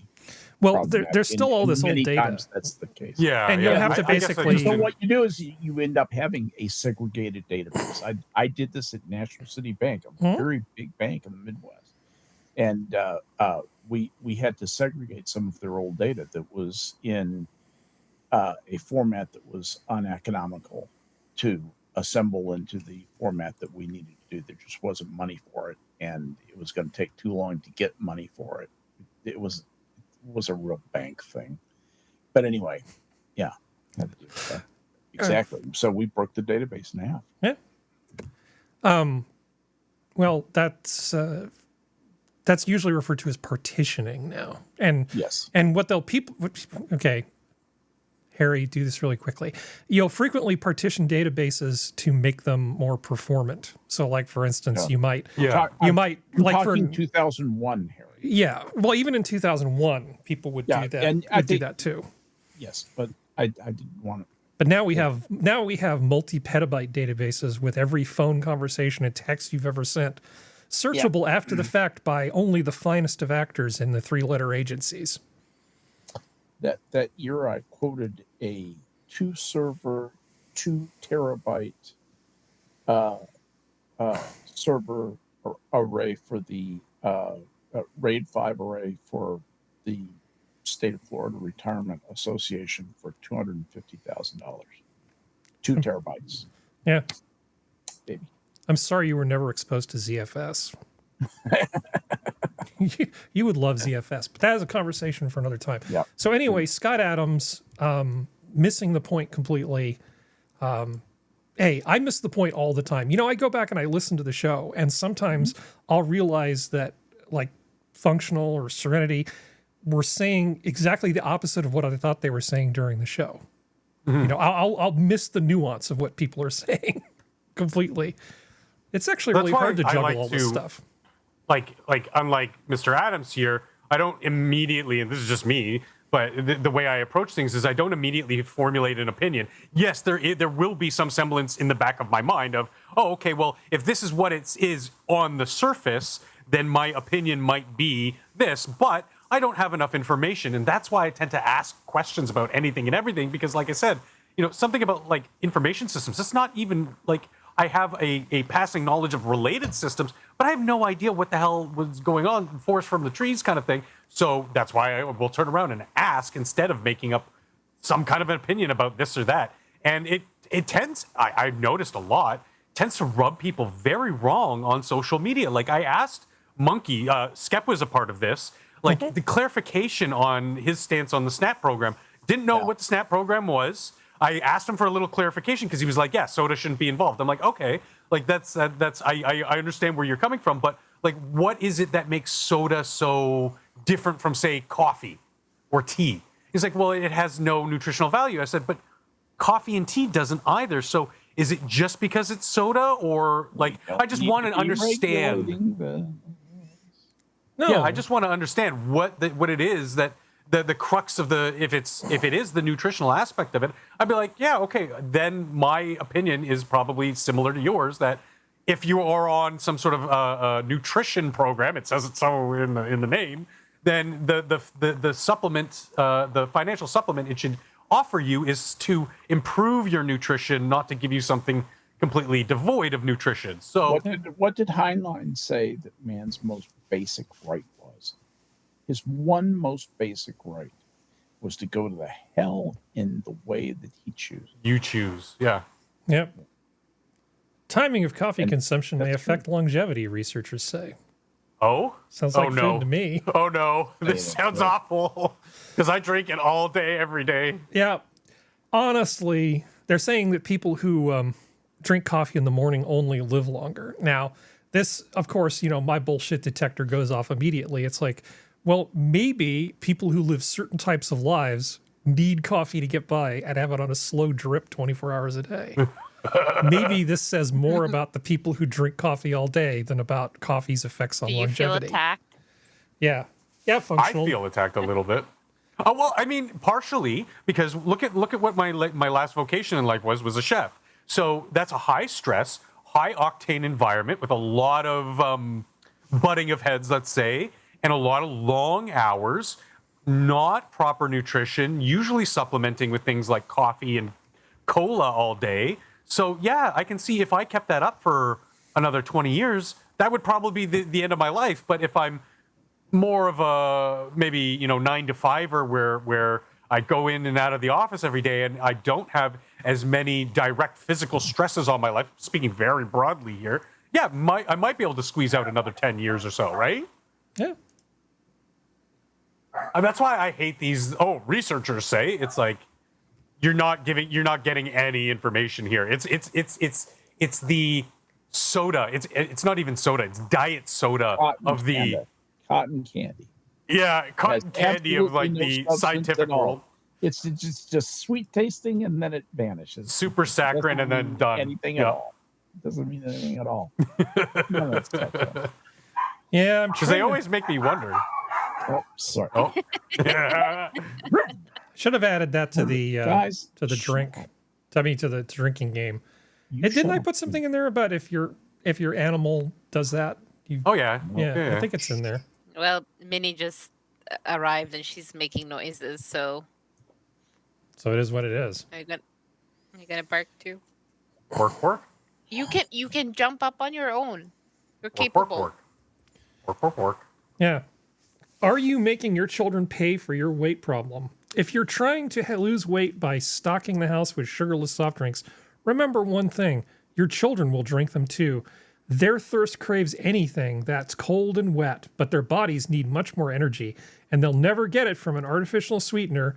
Now let's get back to you and that diet of yours. Unless you make a career out of drinking soft drinks, saving calories with synthetic pops is a little like trying to reduce by getting a haircut.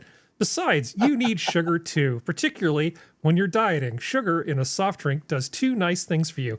It satisfies those between meal hunger pangs, and it gives you the va-va-voom you need for all those Oh, exercises. my God. Yeah. Gives the pancreas the workout. It Va-va-voom. deserves. Have you The tried pancreas cocaine? is really a muscle. It's gotta be worked out. You got to work it out. Yeah. Oh my God. Yeah, I mean, and again, I have to come back to that little sort of interaction with Monkey I was having on Twitter, because like in my mind, if you want to talk about things that are ultimately really bad for you, but we don't take seriously, I think sugar, refined white sugars, caffeine, and the sugar byproducts, those high fructose corn syrups and the like, are very dangerous. We don't treat them with the same respect we do, say, street drugs or tobacco. And working at in the food industry, I notice a lot of children, even going into Tim Hortons and getting my morning cup of Joe while I was doing construction. Kids were going in and getting these high sugar, high fat, high caffeine drinks to start their day at school. And these are preteen school children. And I'm like, how is this legal? How is it legal that they can walk in, buy a cup of three drugs, basically things that act like drugs, fat, sugar, and caffeine to various degrees, and they can just walk in and buy it? It boggled my mind. Well, And Klaus Schwab folds his hands and says, "Excellent." Excellent. well, we do need to talk about the thing in the thumbnail because I try to at least cover the things that are What's in the the thing in the thumbnail? Steven Crowder? No, Oh, it's What? It looks like Steven Crowder. that does not look like Steven Crowder. That You does make look like me Steven sad. Crowder. Vaguely. Like I see it, but very vaguely. Oh, okay, this. Yes. Signal, Hegseth, there was a briefing. Yeah. So the problem is basically that a bunch of people who were planning the bombing of the Houthis to bomb them. I mean, how can you bomb the Houthis into the Stone Age? Because if it wasn't for their high-tech benefactor, they would be in the Stone Age. Yeah. In the pre-Stone Age. Yeah. How much stonier can it Back get? to Africa. Yeah, we'll send you from bronze all the way back to basalt. Well, we'll turn them back into the primordial goo from whence we were developed. I have no problem with that. Yeah. Whatever. So, in order to make things happen more quickly, they used Signal, an app, which has end-to-end encryption and is remarkably easy to use and is installed on lots of phones. I've talked to security people, CISOs and people of that ilk, and Signal is actually recommended as one of the better ways to communicate if you don't want bad people to read your stuff.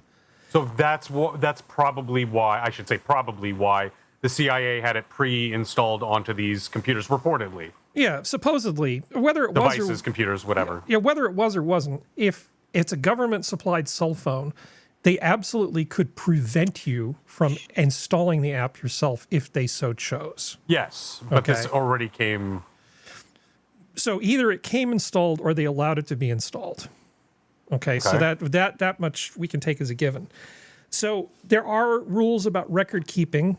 I don't pretend to know all of them, but I know that from a Sunlight perspective, if we've got government officials using this sort of out-of-band communication through the Signal app, and those things get deleted, no record of these conversations ever ends up in the National Archives.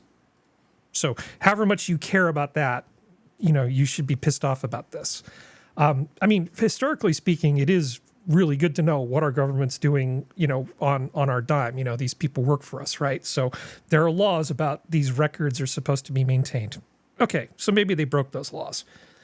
I think that the Signal app is plenty secure, except for the fact that humans screw up everything they touch. And when it comes to security, the human is always the weak link. Somebody put an extremely anti-Trump reporter at The Atlantic in the distribution list. So here they are planning all of these military activities in terms of the Houthis. And was Jonah Goldberg of The Atlantic is basically CC'd. He's in the chat. He's watching all of this stuff go by. Is this a big oopsie? Yes. This is absolutely a big oopsie. It wasn't done on accident. You don't think so? Well, okay. Oh, that's God. a I'm with hypothesis. Serenity. I'm with Serenity on that. That I was think no. this is- Someone this did is- it intentionally. Yeah, she's absolutely. Well, I was wondering, are you saying it's intentional because it was part of some PR 5D chess thing, or was it actually? No. I'm. This is thuggery. You think we have a rat in the Oh, group absolutely. that added somebody? Absolutely. They, And so they planted it to expose the rat? no. They Or- no. They have a rat who sold the chat out to the Atlantic because they knew people were going to go for it. Like the rat intentionally let the guy in. Here's the thing. That's very traceable. Harry knows this much better than I do, but I know that is traceable. I'm I not. know I'm not sure it is because of the way things expire from the Signal platform. Who ends up adding it? No, there will be interviews. There should be a way to do that. These are interviews that always get the truth too. Yeah, of course, people have to actually care. I mean, the argument that people are making in the news now, that people sort of on the center and the right, is It's the old Hillary Clinton. Why does it matter anyway? well, they're sort of saying, well, these are the same people trying to get us worked up about this. It's like, yeah, I know technically it's defended wrong. I kind of don't care because, first of all, it was a bit of a no harm, no foul thing. It's like this was a teachable moment. Don't fucking do this ever again. Actually pay attention to the people there. Maybe you should use everybody's full name instead of their stupid initials. Maybe that would just be like the one change. And so instead of it being, TG in this thing, it's like, no, everybody who's in the chat Thomas now uses Hill. their full name. And that's You would just think for something that's supposed to be... so that Jonah maybe not Goldberg top can't secret, but sneak in there, right? Yeah. Well, Just, also, it only got released 30 minutes before we hit. and it didn't really matter because there How isn't many people anything were the on this Houthis were call? going to do. I don't know. It was a small group. It was a small working group. So My probably point in the is- dozen or less. Why didn't they go around and say who's here? I'm confused by what you mean by that. Like a roll Everybody, call type everybody thing. says, Yeah. I'm so and so from this office. I'm so and so from this office. I'm so What- just so everybody knows who all is on the call. Yeah. And if you're a bunch of government officials and you invited press, you'd be like, okay, so there's so-and-so from the AP and there's so-and-so from the Atlantic joining us today. It, You know, Well, these were guests. text messages, Yeah, not it was- voice messages. It Okay. also, it was Oh, just a okay. notification of what was happening. It wasn't, and that's probably the reason why they didn't do a roll call because it was a notification 30 minutes before it happened. Yeah. They're just trying to get shit done. Okay. I mean, literally, their attitude is rules are meant to be broken. Ask for forgiveness afterwards. We got shit to done. There's Houthis that done need bombing. And this app is hard to intercept. It's secure. Everything should be fine. But some human being there's a lot screwed of it up. A lot of that stuff's ego driven too, though, Harry. I promise you. That's Well, I'm just trying to put myself in, trying to imagine what it was they were thinking. yeah. And I think that they sort of You're much justified more it as they're reasonable just than they are. trying to, they're just figured they got shit they got to get done. Ultimately, it wouldn't have mattered. Even if Jonah had picked up the phone, called the Houthis, and told them it was going to happen, I don't think it would have still made a would've been damn bit of screwed. difference. It wouldn't have made a bit of difference because, the radar Tomahawks cross were section already in of an flight. F-35 is about the size of a tangerine. right. Exactly. You have no firing solution. So in this particular raid that they did, just talking about the raid, because I know is Assassin in the chat? I didn't see him when I looked at it. Okay, he's going to miss out on me talking about military stuff. Okay, so they've got all these deep bunkers that the Houthis have with all their assholes in there, right? So they went in, and then there's stuff on top of it, and then there's the underground part of it. So what they did was they leveled all the shit above ground, and then made a second pass with a different type of ordnance, a 2,000-pound bunker buster, and went in and then just blew the shit out of whatever was underneath it too. So it was just like, let's take out all the buildings and clear things. And it's like, oh, now our bunker buster has a nice clear path. And then it just clobbered it. And as much as the F-35 is an expensive, somewhat troubled airplane, it actually does a beautiful job for stuff like this. This is exactly what it's good at. Sneaking up on a bunch of guys who have pretty sophisticated anti-aircraft solutions at their disposal, and they just didn't stand a chance against the F-35. Standoff missiles make the dogfight almost obsolete. Yeah, but well, are you talking about standoff but aircraft defense? But the F-35 coming in as an attack aircraft, it's just killer. It's a horse. You can load that thing up. Well, there's standoff and there's standoff. There's standoff from the attacker's perspective, right? But in terms of the defenders, yeah, they actually, if you were flying in like an F-14, sorry, F-14, they have really great anti-aircraft stuff that they got from their benefactors, the Iranians. Yeah. A bunch of people living in the desert, just scratching to get by, have no business with the amount of technology that the Iranians have dumped on them. They've got SA-6s, and that's a problem. Yeah. You know? But it's not a problem for an F-35. It's not a problem for an F-35. Can't fucking see it. Yeah. Well, because you send out, using the radar that's there, there's all kinds of crap. Birds, clouds. There's all sorts of stuff that returns stuff. How do you know that tangerine-shaped thing, if it's an unladen African swallow, or if it's an F-35? You don't know until you're blown up. It's clutter. It's clutter. Yeah. It just gets lost in the noise, basically. Exactly right. That was the whole thing. Almost perfectly stealthy. It's not as stealthy as the F-22. Well, what's cool about it is even the F-16 has enough electronic countermeasures in it that it can quite handily deal with a lot of what comes in the bands that the Houthis' air defense radar uses. Yep. So the Houthis, they basically launch their missile, they try to have a targeting solution, and once they lose the radar lock on it, the missile has to try to basically find the target on its own. And then it's like, well, just, eat chaff and eat flares, asshole. And Israel has a lot of the F-16s are the new F-6, the special Israeli F-16s they call them. I forget which letter it is, but it has some custom modifications. I think it has one of their radars in it. Yeah. But they're the ones who have the white towels hanging out of the back. Those are the French. That's a flag. Sorry. No. The towels. They wear this sort of like white poncho type thing that look like two towels. Mm-hmm. The Hasidic Jews. It was a joke. Don't worry, Harry. Sorry. Jew things, It was just too Jewish for us. Yeah, it was. We're just such. You're just too Gentiles. Bunch of Gentiles around here. The Goyim. The Goyim. With my Goysha Kopf. And I love my Yehudi brothers and sisters. They make my life happy. I really am. Everybody knows that I'm hard over for Israel and spend a lot of time talking about it online. Well, except for this one guy, also named Harry, who tried to completely rip me off on something when I was a kid. I've never had a problem with a Jewish person ever for any reason. It's like these guys have never done anything to me. Have never done a bad thing to me. So I have no personal problem. You can't characterize people by all the people of this religion are this way or that way.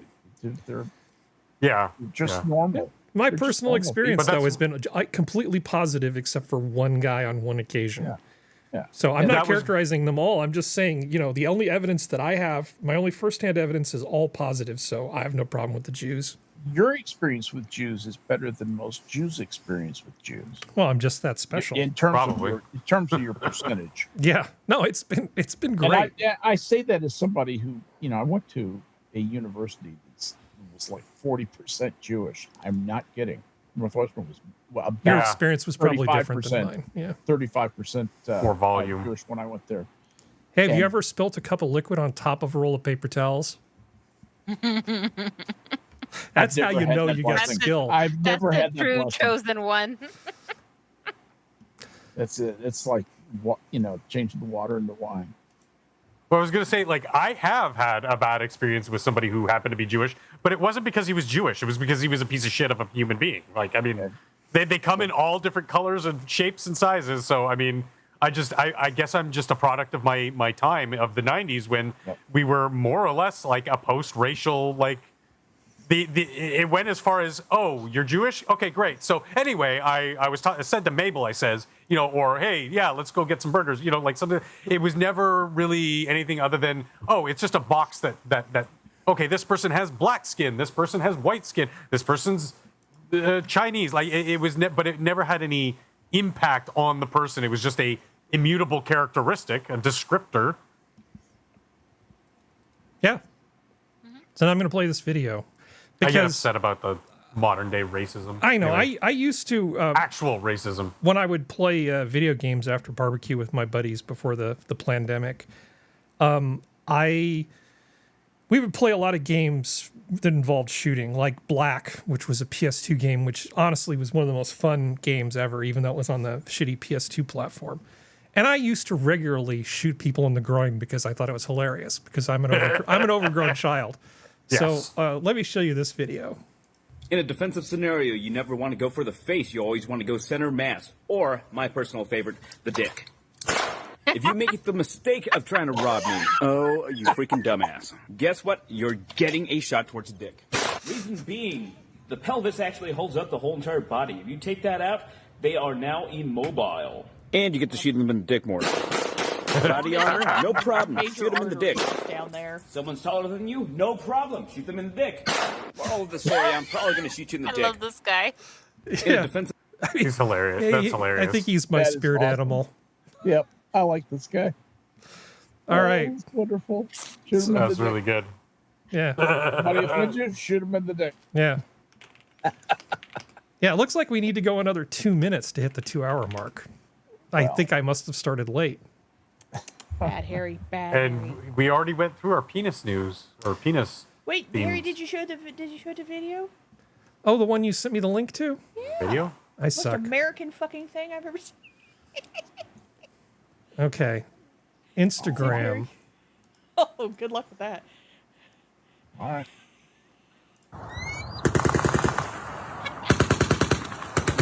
Those eagles seem unfazed. He's at a shooting range? It's a military shooting range. Ah. With 2 eagles. 2 bald eagles sitting on I top of the can't light believe post. they can't hit him. They're just sitting there. That's terrible. That is pretty terrible. If it wasn't Skep, I would have probably threatened him with hurt. Okay. But knowing it's Skep, it's just like, Jesus. I've got one more short thing in the fluff spreadsheet. As bad as this new spreadsheet is, because I'm not used to it, at least all of the fluff is in one table, so it's easy to find. There you go. Yeah, that's the silver lining to this fetid onion. What is there in you that has been bringing out this raunch in your writers for half a century? I don't know. It's just something that I don't understand, and they can write anything, and I'll read it. I don't want to be disobedient.